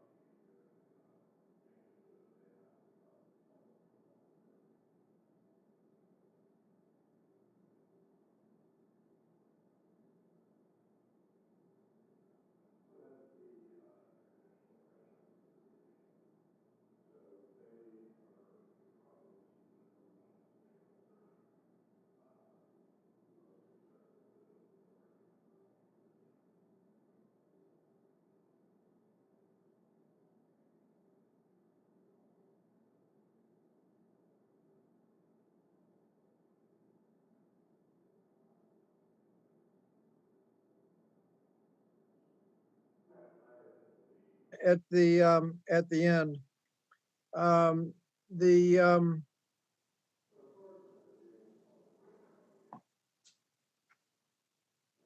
We'll now begin voting on postponed amendments offered to HR 3110, beginning with the amendment in nature of a substitute offered by the ranking member, Dr. Fox.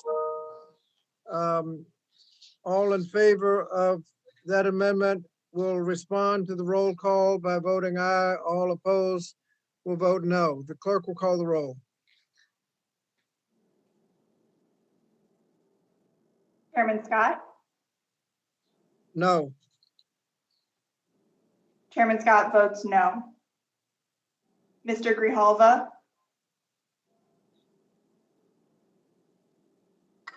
Mr. Courtney, No. Mr. Courtney votes no. Mr. Sablon,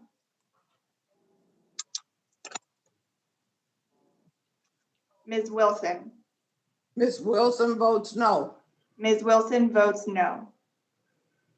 Ms. Bonamici, Suzanne Bonamici votes no. Ms. Bonamici votes no. Mr. Takano, Mr. Takano votes no. Mr. Takano votes no. Ms. Adams, Adams votes no. Ms. Adams votes no. Mr. DeSaulnier,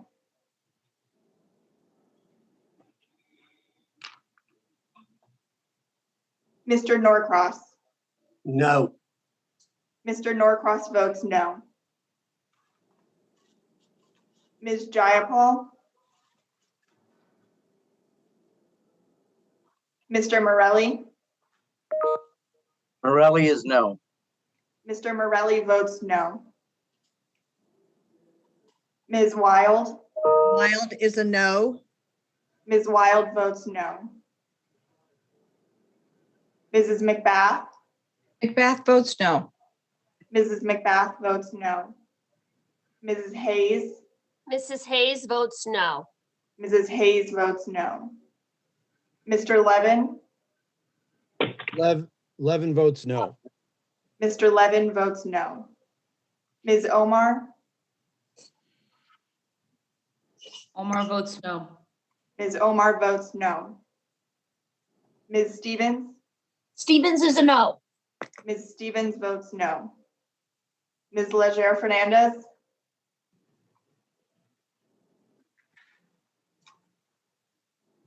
Mr. Jones, Jones votes no. Mr. Jones votes no. Ms. Manning, No. Ms. Manning votes no. Mr. Mervan, Mervan votes no. Mr. Mervan votes no. Mr. Bowman, Mr. Bowman votes no. Mr. Bowman votes no. Mr. Pocan, Pocan votes no. Mr. Pocan votes no. Mr. Castro, Castro votes no. Mr. Castro votes no. Ms. Cheryl, Cheryl votes no. Ms. Cheryl votes no. Mr. Yarmouth, Yarmouth votes no. Mr. Yarmouth votes no. Mr. Espaillat, Espaillat votes no. Mr. Espaillat votes no. Mr. Mfume,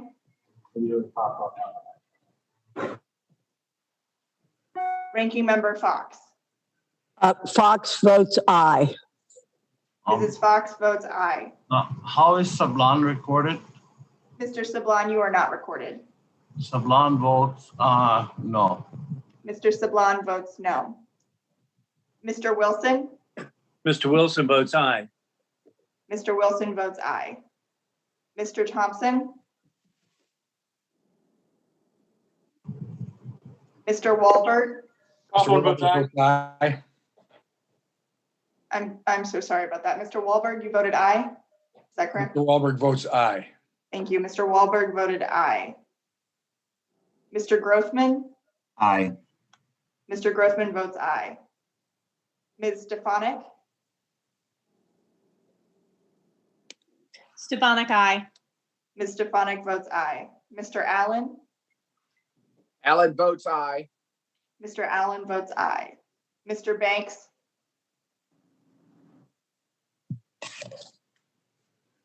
Mr. Banks votes yes. Mr. Banks votes aye. Mr. Comer? Comer votes yes. Mr. Comer votes aye. Mr. Fulcher? Fulcher votes aye.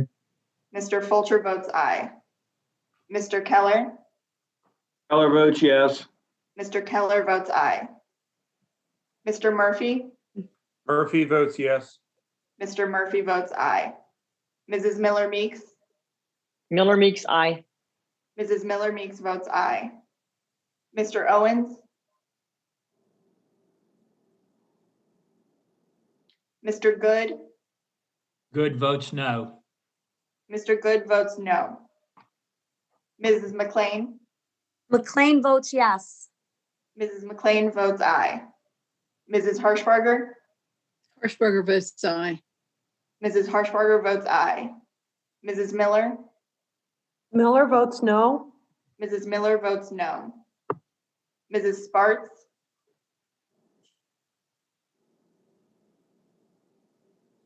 Mr. Fitzgerald? Mr. Cawthorn? Cawthorn votes aye. Mr. Cawthorn votes aye. Mrs. Steele? Steele votes aye. Mrs. Steele votes aye. Mrs. Letlow? Letlow votes aye. Ms. Letlow votes aye.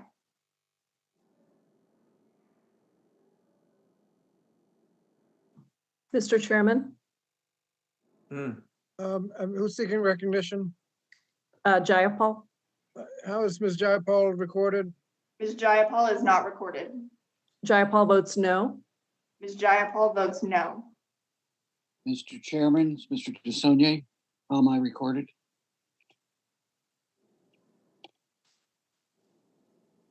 How is Mr. DeSaulnier recorded? Mr. DeSaulnier is not recorded. DeSaulnier votes no. Mr. DeSaulnier votes no. Mr. Chairman, Leger Fernandez, how am I recorded? How is Ms. Legis Fernandez recorded? Ms. Leger Fernandez is not recorded. Leger Fernandez votes no. Ms. Leger Fernandez votes no.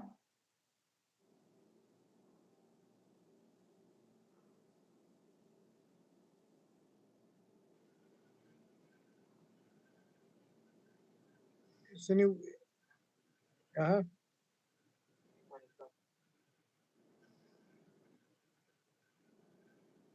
Would the clerk call the names of those who did not respond?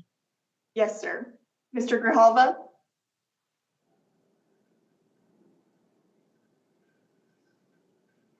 Mr. Mfume?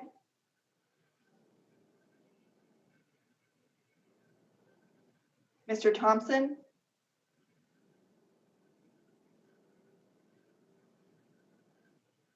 Mr. Owens?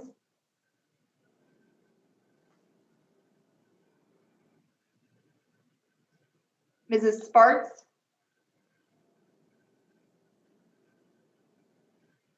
Mr. Fitzgerald? Chairman Scott, that's everyone. Thank you.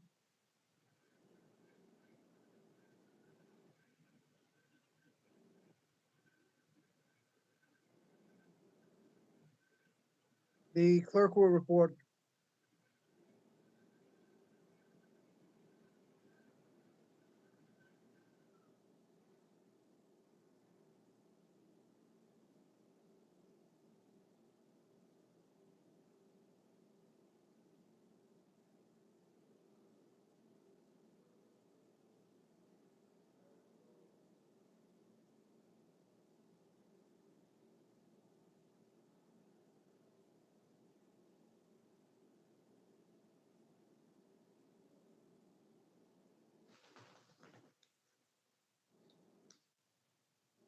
Mr. Chairman, on this vote, we have, we have 17 ayes and 27 noes.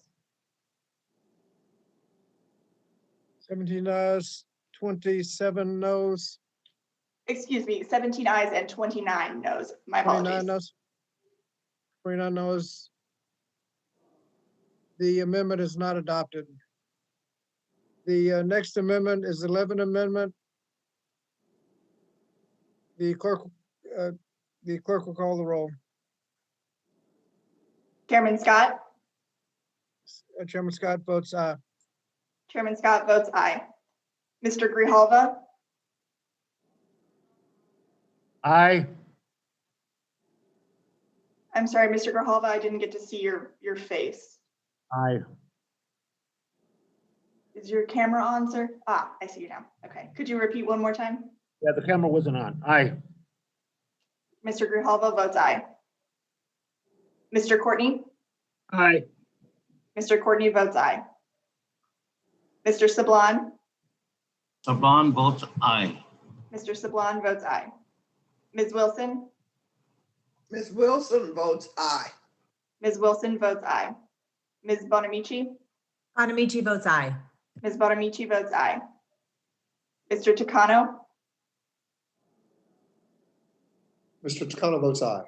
Mr. Takano votes aye. Ms. Adams? Ms. Adams votes aye. Ms. Adams votes aye. Mr. DeSaulnier?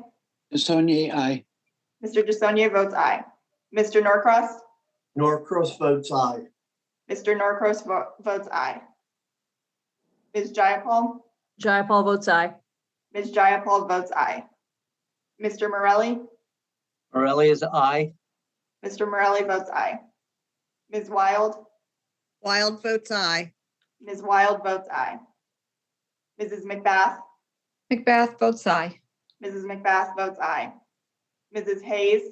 Mrs. Hayes votes aye. Mrs. Hayes votes aye. Mr. Levin? Levin votes aye. Mr. Levin votes aye. Ms. Omar? Omar votes aye. Ms. Omar votes aye. Ms. Stevens? Stevens votes aye. Ms. Stevens votes aye. Ms. Leger Fernandez? Leger Fernandez votes aye. Ms. Leger Fernandez votes aye. Mr. Jones? Jones votes aye. Mr. Jones votes aye. Ms. Manning?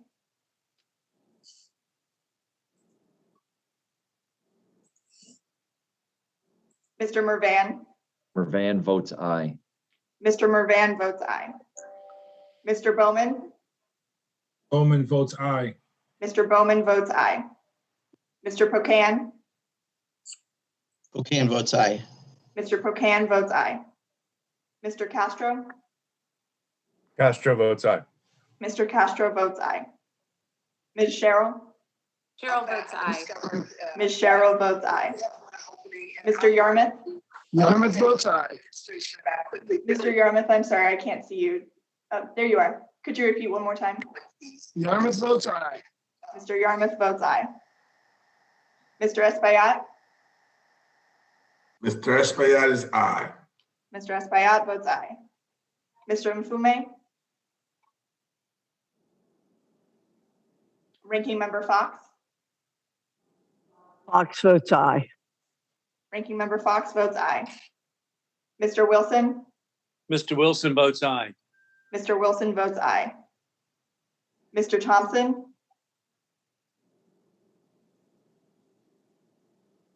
Mr. Wahlberg? Mr. Wahlberg votes aye. Mr. Wahlberg votes aye.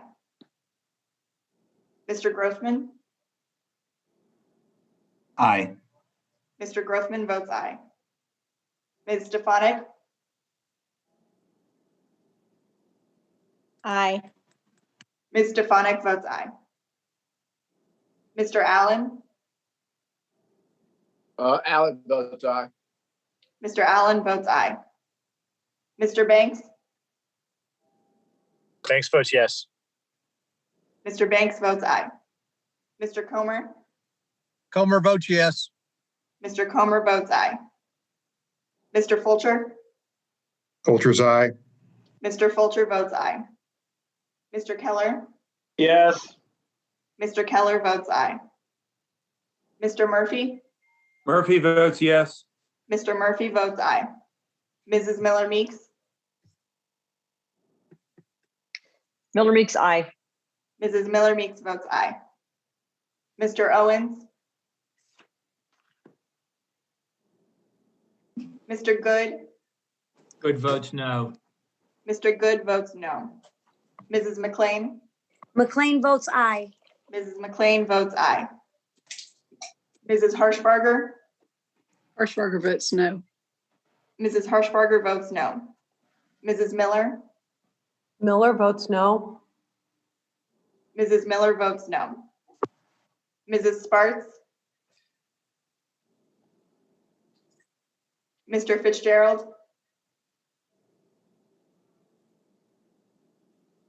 Mr. Cawthorn, Cawthorn votes aye. Mr. Cawthorn votes aye. Mrs. Steele, Steele votes aye. Mrs. Steele votes aye. Ms. Letlow, Letlow votes aye. Ms. Letlow votes aye. How is Mrs. Manning recorded? Mrs. Manning is not recorded.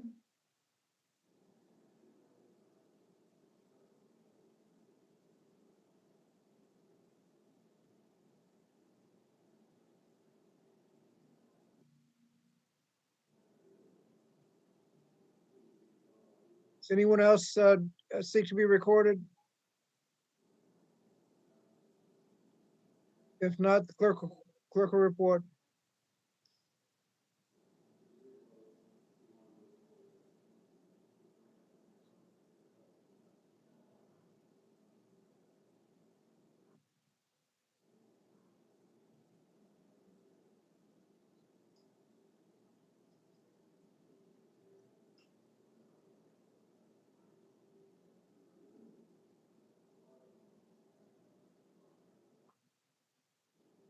Did Ms. Manning seek to be recorded? You're on mute, Ms. Manning.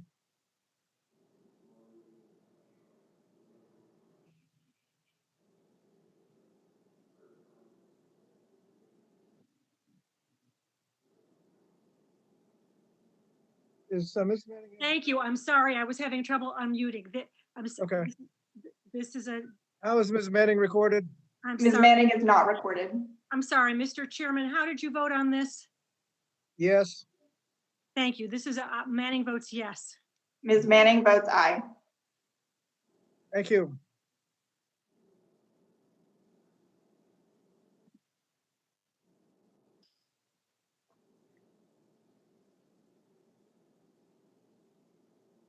Does anyone else seek to be recorded? If not, the clerk will report. Mr. Chairman, on this vote, we have 44 ayes and 3 noes. 44 ayes, 3 noes. The amendment is adopted. The next order of business is the vote on the amendment in nature of a substitute as amended. The all in favor of the amendment in nature of a substitute as amended will vote aye. Aye. Aye. All opposed will vote no. Ayes appear to have it. The ayes have it. The amendment in nature of a substitute is adopted. And now we'll recognize there appear to be no other members to speak to the bill. And now we'll entertain a motion to report the bill and recognize the gentleman from New York, distinguished Vice Chair of the committee, Mr. Bowman. Mr. Chairman, I move the Committee on Education and Labor report the bill HR 3110 to the House of Representatives with an amendment in the nature of a substitute and with the recommendation that the amendment be agreed to and the bill as amended do pass. The question now occurs on reporting HR 3110 as amended to the House with a favorable recommendation. All in favor will say aye. Aye. Aye. All opposed will say no. No. No. No. No. The No. ayes appear to have it. No, no, no.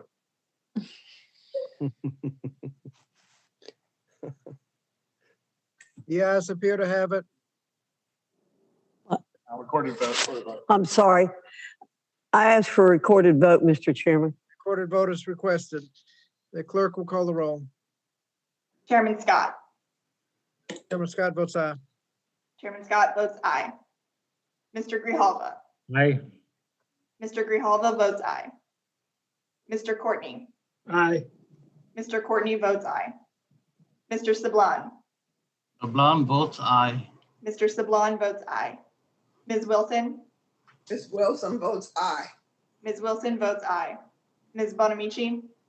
Ms. Bonamici votes aye. Ms. Bonamici votes aye. Mr. Takano. Mr. Takano votes aye. Mr. Takano votes aye. Ms. Adams. Adams votes aye. Ms. Adams votes aye.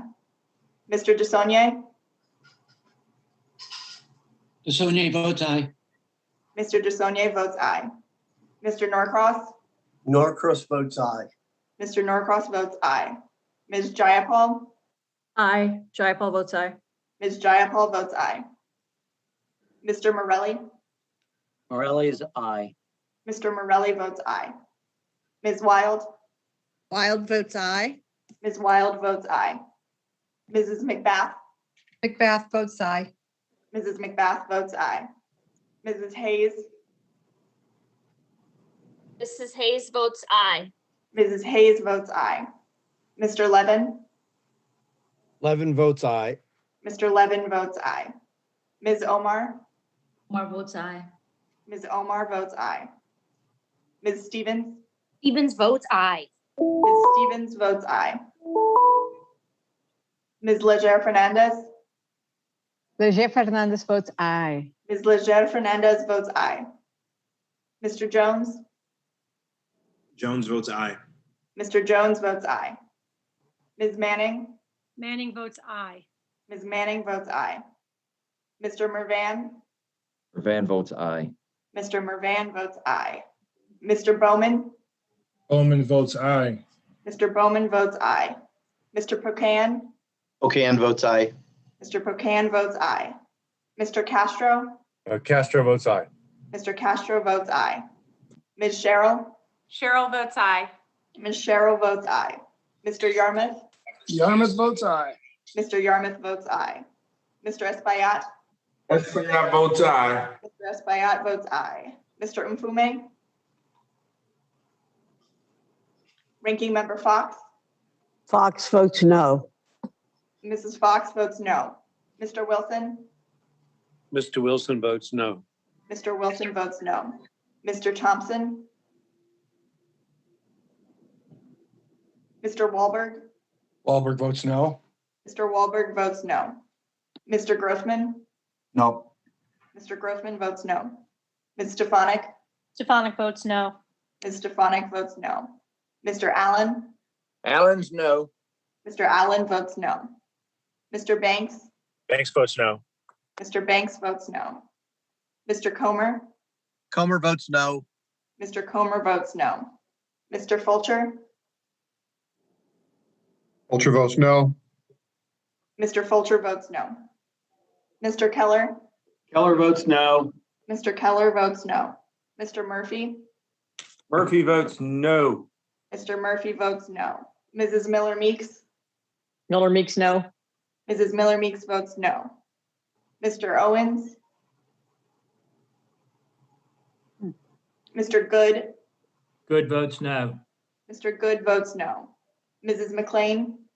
Mrs. McLean votes no. Mrs. McLean votes no. Mrs. Harshbarger. Hirschberger votes no. Mrs. Harshbarger votes no. Mrs. Miller. Miller votes no. Mrs. Miller votes no. Mrs. Sparks. Mr. Fitzgerald. Mr. Cawthorn. Cawthorn votes no. Mr. Cawthorn votes no.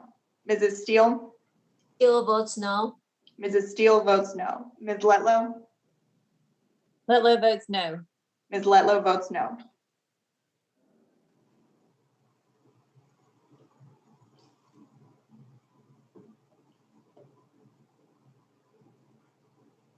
Is anyone not recorded?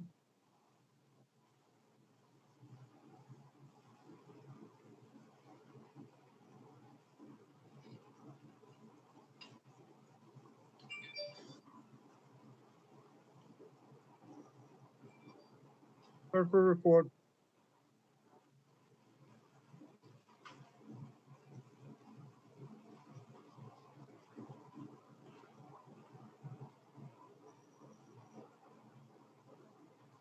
Chairman Scott, on this vote, there are 28 ayes and 19 noes.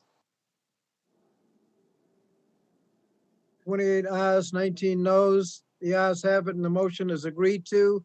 HR 3110 is ordered reported to the U.S. House of Representatives. Chair notes for the record that a quorum is present. As unanimous consent that the staff is authorized to make necessary and technical and conforming changes to the bill as amended. Pursuant to House Rule 11, Clause 2L, I give notice that all members have the requisite number of days to file supplemental, minority, additional, or dissenting views. Without objection, so ordered. We will now begin voting on postponed amendments offered to HR 2062. The first vote will be on the Fox Amendment, which strikes the provision providing a mixed motive evidentiary standard under Title VII. Clerk will call the roll.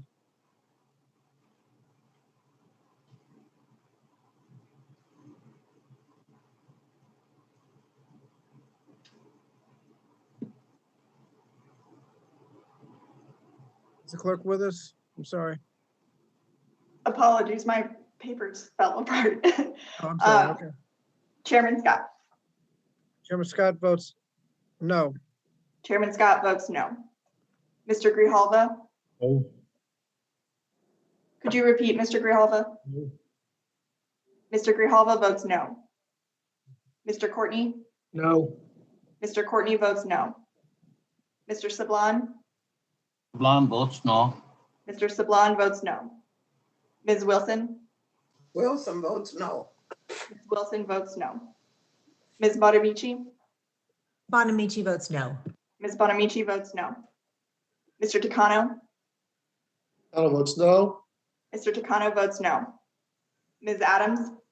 Adams votes no. Ms. Adams votes no. Mr. DeSaulnier? DeSaulnier, no. Mr. DeSaulnier votes no. Mr. Norcross? Norcross votes no. Mr. Norcross votes no. Ms. Jayapal? Jayapal votes no. Ms. Jayapal votes no. Mr. Morelli? Morelli is no. Mr. Morelli votes no. Ms. Wild? Wild votes no. Ms. Wild votes no. Mrs. McBath? McBath votes no. Mrs. McBath votes no. Mrs. Hayes? Mrs. Hayes votes no. Mrs. Hayes votes no. Mr. Levin?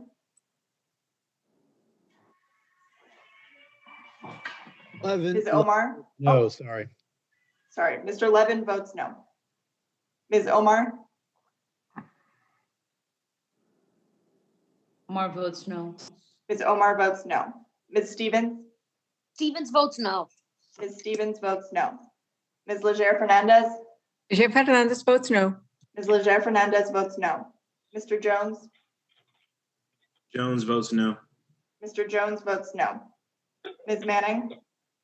Manning votes no. Ms. Manning votes no. Mr. Mervan? Mr. Mervan votes no. Mr. Mervan votes no. Mr. Bowman? Bowman votes no. Mr. Bowman votes no. Mr. Pocan? Pocan votes no. Mr. Pocan votes no. Mr. Castro? Castro votes no. Mr. Castro votes no. Ms. Sherrill? Cheryl votes no. Ms. Sherrill votes no. Mr. Yarmouth? Yarmouth votes no. Mr. Yarmouth votes no. Mr. Espaillat? Espaillat votes no. Mr. Espaillat votes no. Mr. Mfume? Ranking Member Fox? Sorry, Fox votes aye.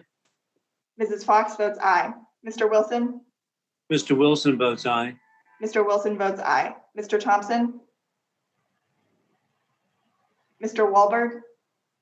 Wahlberg, aye. Mr. Wahlberg votes aye. Mr. Grossman?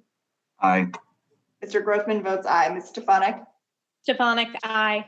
Ms. Stefanik votes aye. Mr. Allen? Allen, aye. Mr. Allen votes aye. Mr. Banks? Banks votes yes. Mr. Banks votes aye. Mr. Comer? Comer votes yes. Mr. Comer votes aye. Mr. Fulcher? Fulcher votes aye. Mr. Fulcher votes aye. Mr. Keller? Yes. Mr. Keller votes aye. Mr. Murphy? Murphy is a yes. Mr. Murphy votes aye. Mrs. Miller Meeks? Miller Meeks, aye. Mrs. Miller Meeks votes aye. Mr. Owens? Mr. Good? Good votes yes. Mr. Good votes aye. Mrs. McLean? McLean votes yes. Mrs. McLean votes aye. Mrs. Harshbarger? Hirschberger votes aye. Mrs. Harshbarger votes aye. Mrs. Miller? Miller votes yes. Mrs. Miller votes aye. Mrs. Sparks? Mr. Fitzgerald? Mr. Cawthorn? Cawthorn votes aye.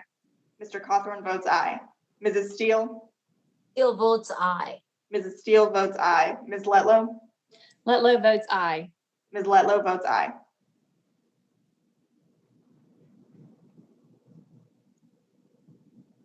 Are there any members who were not recorded?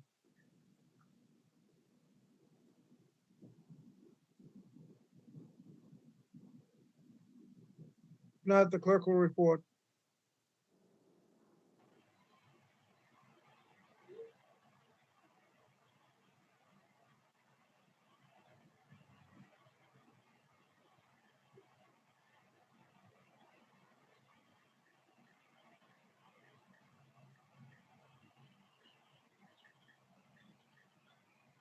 Chairman Scott, on this vote, we have 19 ayes and 28 nays. 19 ayes, 28 nays. The amendment is not adopted. The next amendment is the Allen Amendment on the GAO study. Clerk will call the roll. Chairman Scott. Chairman Scott votes no. Chairman Scott votes no. Mr. Grijalva? Grijalva votes no. Mr. Grijalva votes no. Mr. Courtney? Courtney votes no. Mr. Courtney votes no. Mr. Sablon?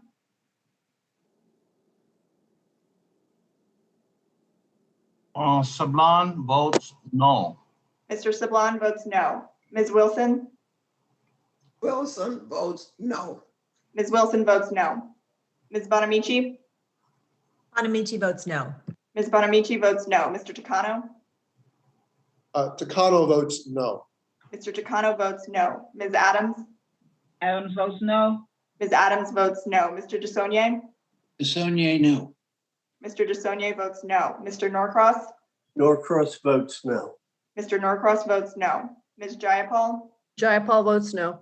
Ms. Jayapal votes no. Mr. Morelli? Morelli is no. Mr. Morelli votes no. Ms. Wild? Wild votes no. Ms. Wild votes no. Mrs. McBath? McBath votes no. Mrs. McBath votes no. Mrs. Hayes?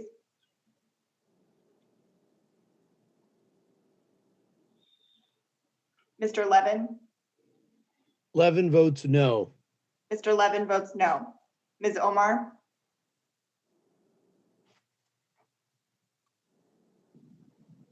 Omar votes no. Ms. Omar votes no. Ms. Stevens? Stevens is a no. Votes Ms. no. Stevens votes no. Ms. Leger Fernandez? No. Ms. Leger Fernandez votes no. Mr. Jones? Votes no. Mr. Jones votes no. Ms. Manning? Manning votes no. Ms. Manning votes no. Mr. Mervan? Mervan votes no. Mr. Mervan votes no. Mr. Bowman? Mr. Bowman votes no. Mr. Bowman votes no. Mr. Pocan? Pocan votes no. Pocan votes no. Mr. Castro? Castro votes no. Mr. Castro votes no. Ms. Sherrill? Sherrill votes no.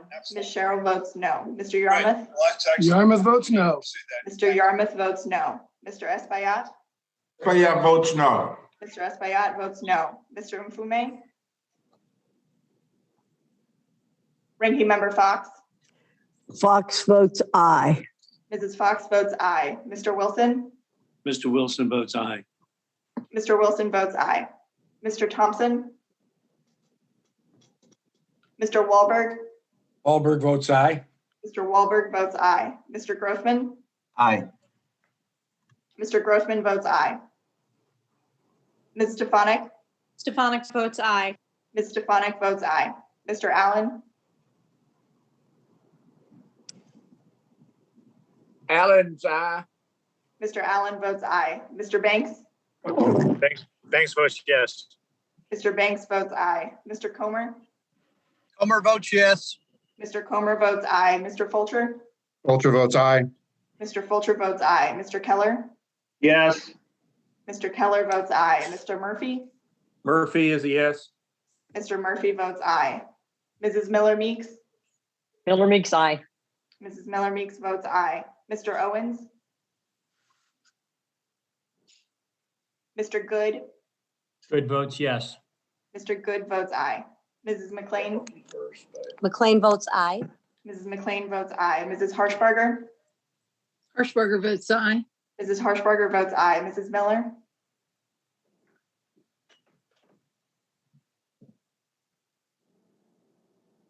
Mrs. Sparts. Mr. Fitzgerald. Mr. Cawthorn. Cawthorn votes aye. Mr. Cawthorn votes aye. Mrs. Steele. Steele votes aye. Mrs. Steele votes aye. Ms. Letlow. Letlow votes aye. Ms. Letlow votes aye. I have to get on the. How is the gentlelady from Connecticut, Ms. Hayes, recorded? Ms. Hayes is not recorded.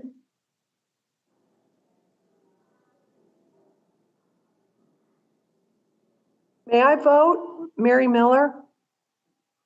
How is Ms. Miller recorded? Ms. Miller is not recorded. Ms. Miller, how do you want to vote? I'm an aye. Mrs. Miller votes aye.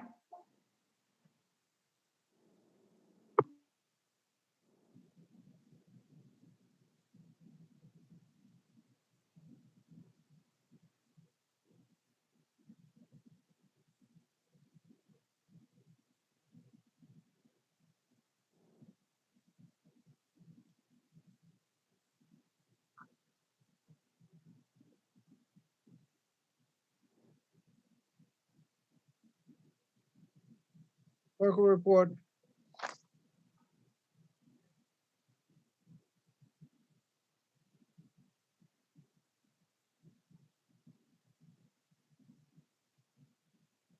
Chairman Scott, on this vote, we have 19 ayes and 27 noes. 19 ayes and 27 noes. The amendment is not adopted. The next amendment is the amendment offered by the gentleman from Virginia, Mr. Good, adding a finding. Clerk will call the roll. Chairman Scott. Chairman Scott votes no. Chairman Scott votes no. Mr. Grijalva. Grijalva votes no. Mr. Grijalva votes no. Mr. Courtney. Courtney votes no. Mr. Courtney votes no. Mr. Sablan.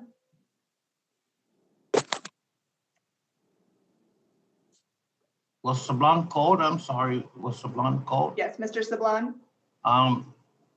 No. Mr. Sablan votes no. Ms. Wilson. Ms. Wilson votes no. Ms. Wilson votes no. Ms. Bonamici. Bonamici votes no.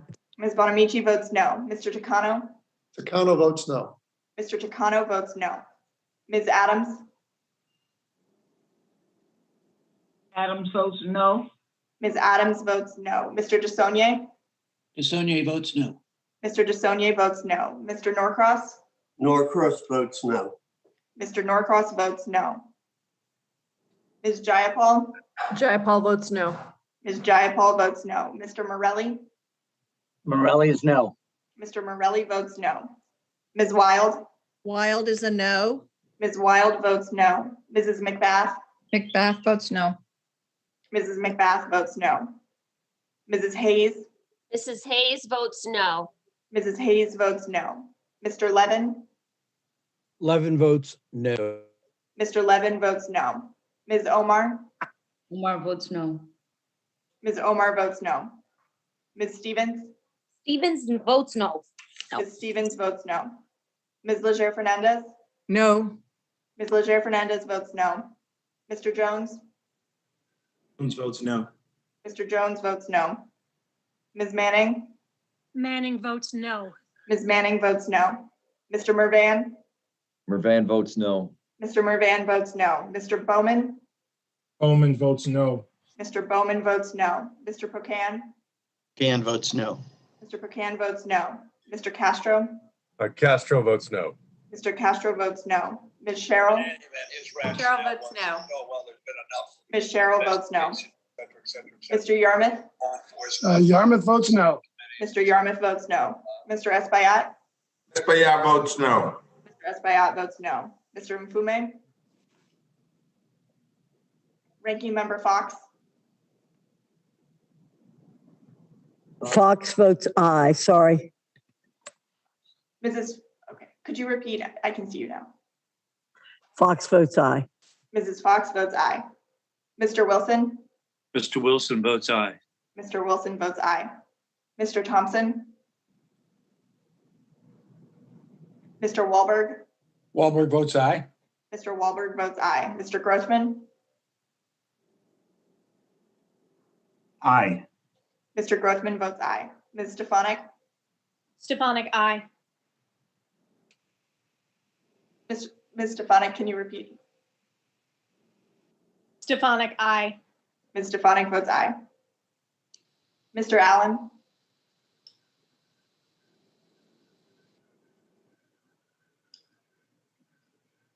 Mr. Banks? Did you get mine? Allen is aye. Mr. Allen is aye. Mr. Banks? Banks votes yes. Mr. Banks, aye. Mr. Comer? Comer votes yes. Mr. Comer votes aye. Mr. Fulcher? Fulcher votes aye. Mr. Fulcher votes aye. Mr. Keller? Yes. Mr. Keller votes aye. Mr. Murphy? Murphy, yes. Mr. Murphy votes aye. Mrs. Miller Meeks? Yes. Mrs. Miller Meeks votes aye. Mr. Owens?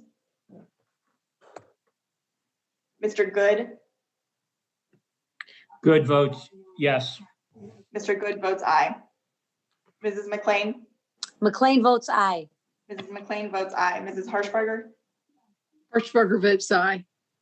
Mrs. Harshbarger votes aye. Mrs. Miller? Miller votes. Mrs. Miller, could you repeat? Miller votes aye. Mrs. Miller votes aye. Mrs. Sparts? Mr. Fitzgerald? Mr. Cawthorn? Cawthorn votes aye. Mr. Cawthorn votes aye. Mrs. Steele? Steele votes aye. Mrs. Steele votes aye. Ms. Letlow? Letlow votes aye. Ms. Letlow votes aye.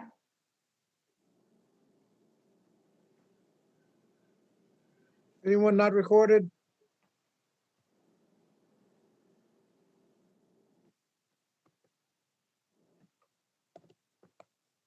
Clerk will report.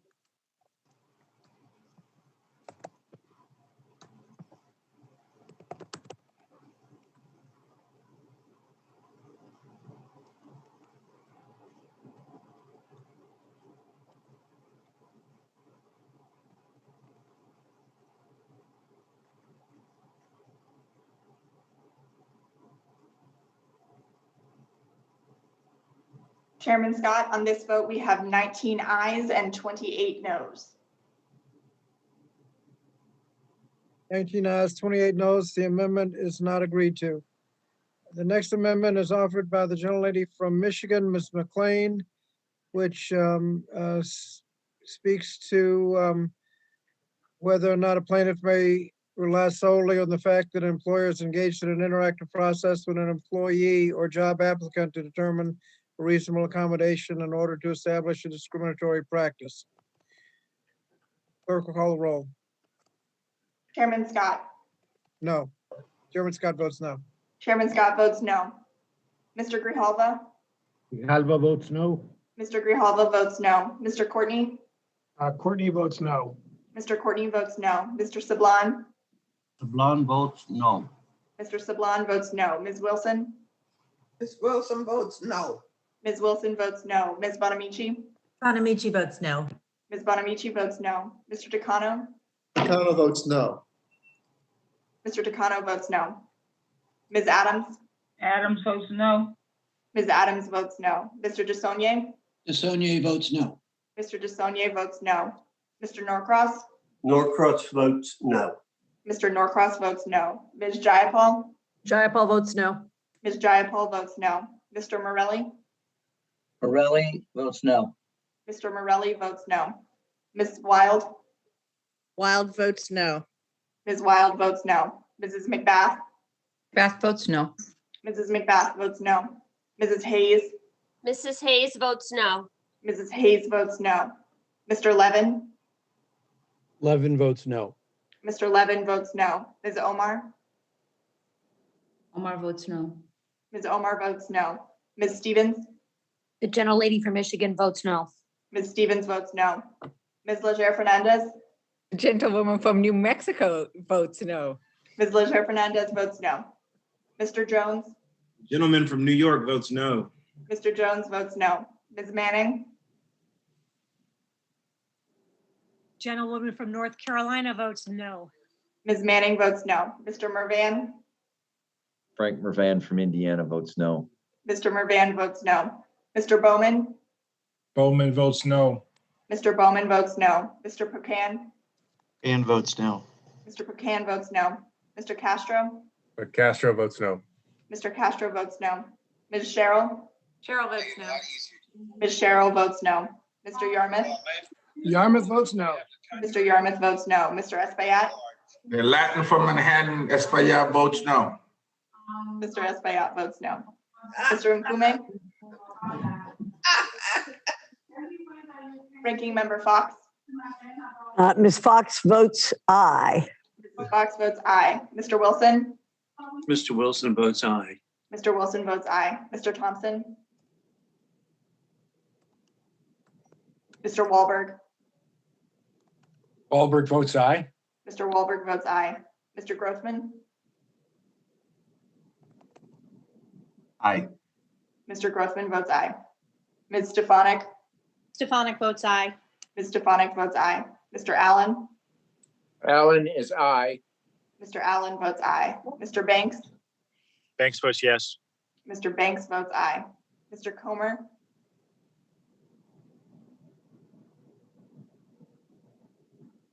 Mr. Fulcher? Fulcher votes aye. Mr. Fulcher votes aye. Mr. Keller? Yes. Mr. Keller votes aye. Mr. Murphy? Murphy votes aye.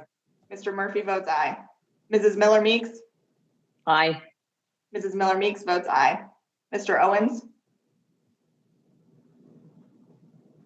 Mr. Good? Good votes yes. Mr. Good votes aye. Mrs. McLean? McLean votes aye. Mrs. McLean votes aye. Mrs. Harshbarger? Harshbarger votes aye. Mrs. Harshbarger votes aye. Mrs. Miller? Miller votes aye. Mrs. Miller votes aye. Mrs. Sparts? Mr. Fitzgerald?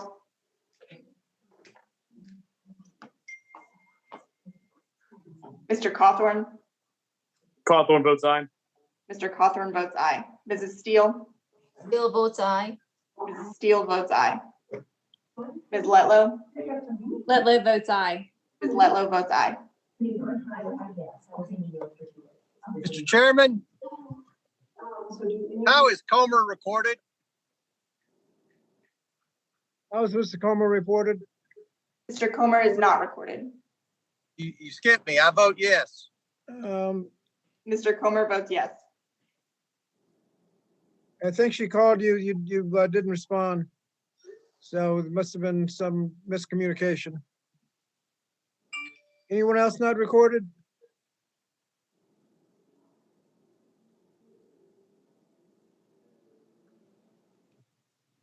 Clerk will report.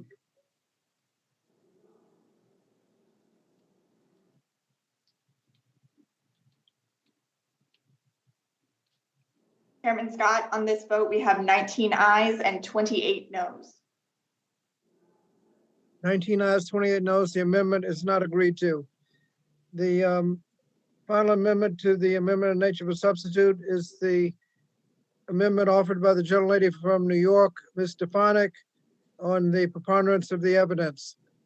Clerk will call the roll. Chairman Scott. Chairman Scott votes no. Chairman Scott votes no. Mr. Grijalva. Grijalva votes no. Mr. Grijalva votes no. Mr. Courtney. Courtney votes no. Mr. Courtney votes no. Mr. Sablon. Sablon votes no. Mr. Sablon votes no. Ms. Wilson. Mrs. Wilson votes no. Ms. Wilson votes no. Ms. Bonamici. Bonamici votes no. Ms. Bonamici votes no. Mr. Takano. Takano votes no. Mr. Takano votes no. Ms. Adams. Adams votes no. Ms. Adams votes no. Mr. DeSaulnier. DeSaulnier votes no. Mr. DeSaulnier votes no. Mr. Norcross.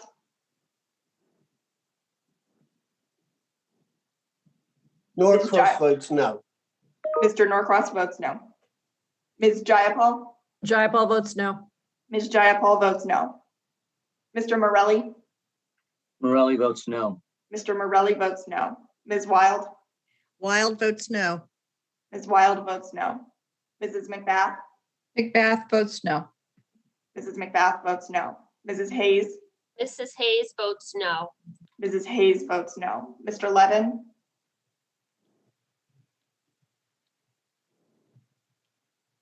Stevens is a no. Ms. Omar. Omar is a no.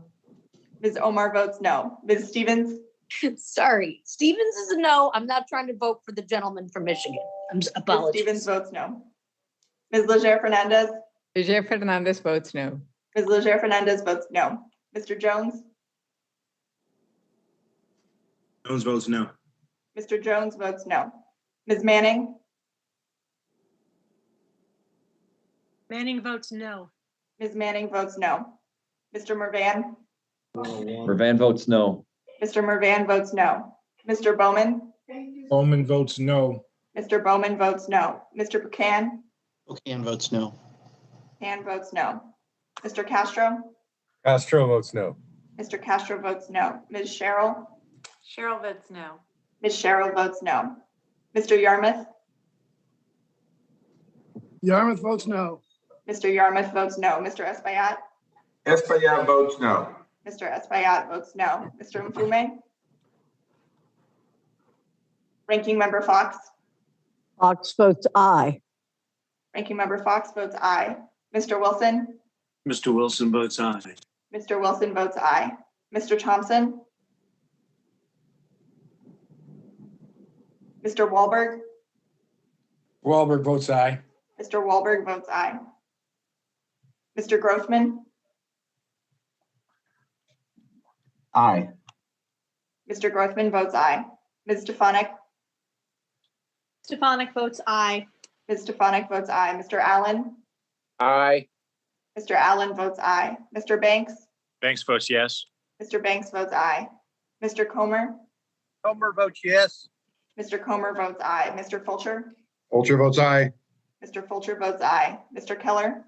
Yes. Mr. Keller votes aye. Mr. Murphy. Murphy votes yes. Mr. Murphy votes aye. Mrs. Miller Meeks. Miller Meeks, aye. Mrs. Miller Meeks votes aye. Mr. Owens. Mr. Good. Votes yes. Mr. Good votes aye. Mrs. McLean.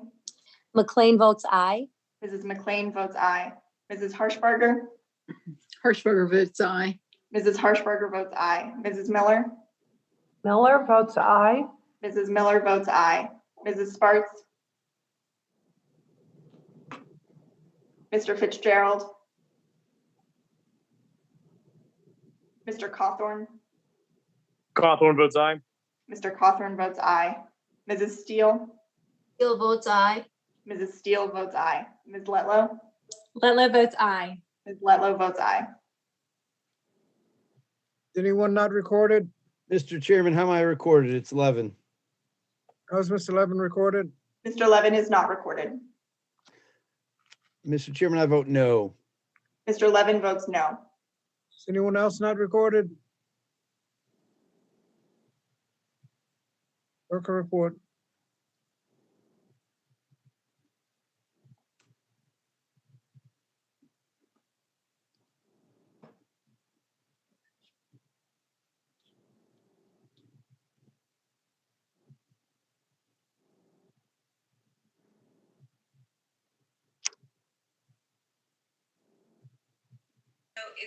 It's a real honor to be standing.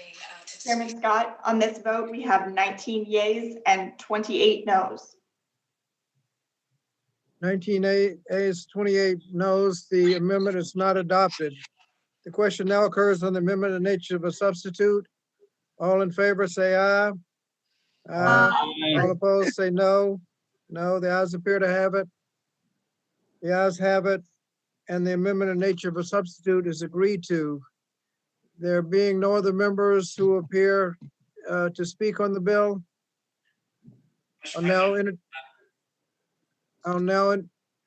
there appear to be no other members to speak on the bill. I now entertain a motion to report the bill and recognize the gentleman from New York, the distinguished vice chair of the committee, Mr. Bowman. Thank you, Mr. Chairman. Mr. Chairman, I move the Committee on Education and Labor report the bill HR 2062 to the House of Representatives with an amendment in the nature of a substitute and with the recommendation that the amendment be agreed to and the bill as amended do pass. Question now occurs on reporting HR 2062 as amended to the House with a favorable recommendation. All in favor, say aye. Aye. Aye. Aye. Aye. Aye. All opposed, say no. No. No. No. In the opinion of the chair, the ayes have it. Mr. Chairman, on that, I request a recorded vote. A recorded vote has been requested, and the clerk will call the roll. Chairman Scott. Chairman Scott votes aye. Chairman Scott votes aye. Mr. Grijalva. Grijalva votes aye. Mr. Grijalva votes aye. Mr. Courtney. Courtney votes aye. Mr. Courtney votes aye. Mr. Sablon. Sablon votes aye. Mr. Sablon votes aye. Ms. Wilson.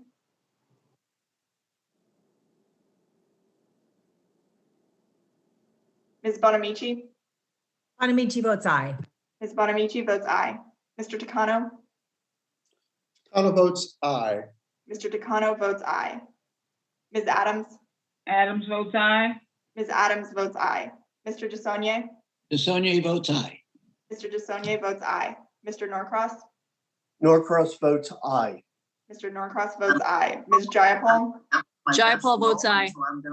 Ms. Jayapal votes aye. Mr. Morelli. Morelli is aye. Mr. Morelli votes aye. Ms. Wild. Wild votes aye. Ms. Wild votes aye. Mrs. McBath. McBath votes aye. Mrs. McBath votes aye. Mrs. Hayes. Mrs. Hayes votes aye. Mrs. Hayes votes aye. Mr. Levin. Levin votes aye. Mr. Levin votes aye. Ms. Omar.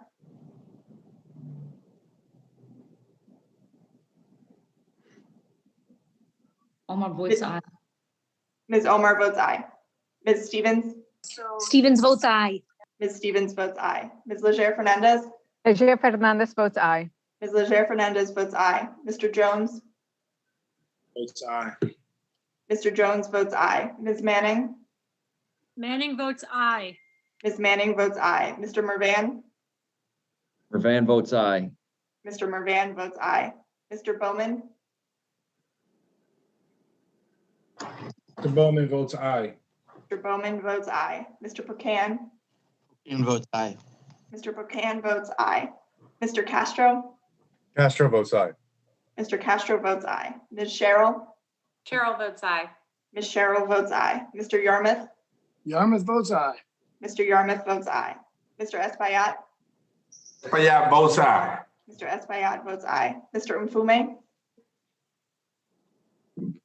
Ranking Member Fox. Fox votes no. Mrs. Fox votes no. Mr. Wilson.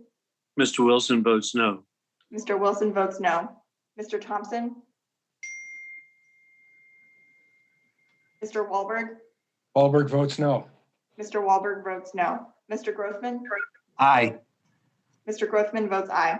Ms. Stefanik. Stefanik votes no. Ms. Stefanik votes no. Mr. Allen. Mr. Allen votes no. Mr. Allen votes no. Mr. Banks? Banks votes no. Mr. Banks votes no. Mr. Comer?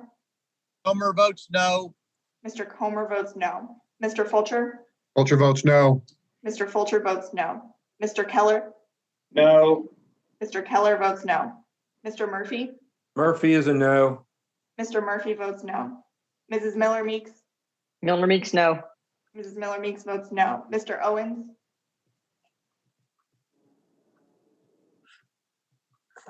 Mr. Good? Good votes no. Mr. Good votes no. Mrs. McLean? McLean votes no. Mrs. McLean votes no. Mrs. Harshbarger? Hirschberger votes no. Mrs. Harshbarger votes no. Mrs. Miller? Miller votes no. Mrs. Miller votes no. Mrs. Sparks? Mr. Fitzgerald? Mr. Cawthorn? Cawthorn votes no. Mr. Cawthorn votes no. Mrs. Steele? Steele votes no. Ms. Steele votes no. Ms. Letlow? Letlow votes no. Ms. Letlow votes no. How is the gentlelady from Florida, Ms. Wilson, recorded? Ms. Wilson is not recorded. Ms. Wilson votes yes. Mrs. Wilson votes yes.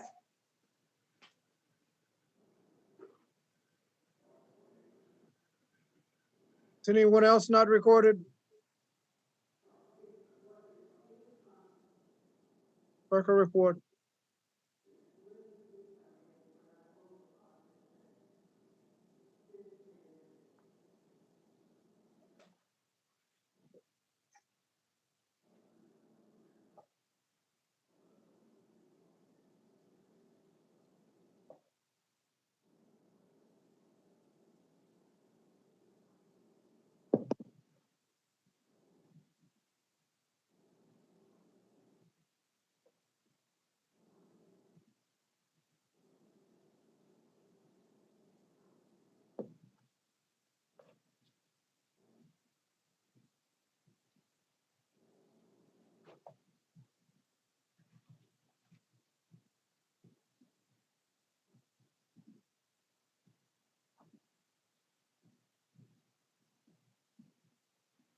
Mr. Chairman, while you're waiting, I'd just like to say thank you to you for working hard to accommodate everybody being able to vote this afternoon.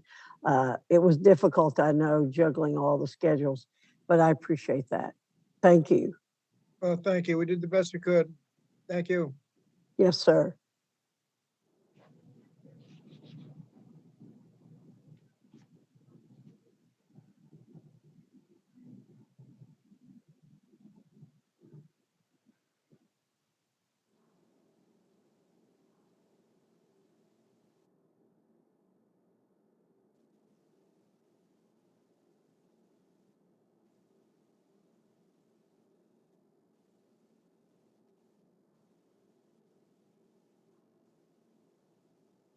Chairman Scott, on this vote, we have 29 ayes and 18 noes. Thank you. The 28 ayes, 18 noes, the ayes have it, and the motion Excuse me, is. Mr. Chairman, it's 29 ayes and 18 noes. Thank you. 29 ayes and 18 noes. The ayes have it, and the motion is agreed to. HR 2062 is ordered reported to the House of Representatives. The chair notes for the record that a quorum is present. So I ask unanimous consent that the staff is authorized to make necessary and technical and conforming changes to the bill as amended pursuant to House Rule 11, Clause 2L. I give notice to all members that they have the requisite number of days to file supplemental, minority, additional, or dissenting views. That objection, so ordered. That objection, any members who wish to insert materials into the record may do so by submitting them to the committee clerk electronically by the end of the day today. If there's no further business to come before the committee, and I want to thank everyone for their indulgence and cooperation.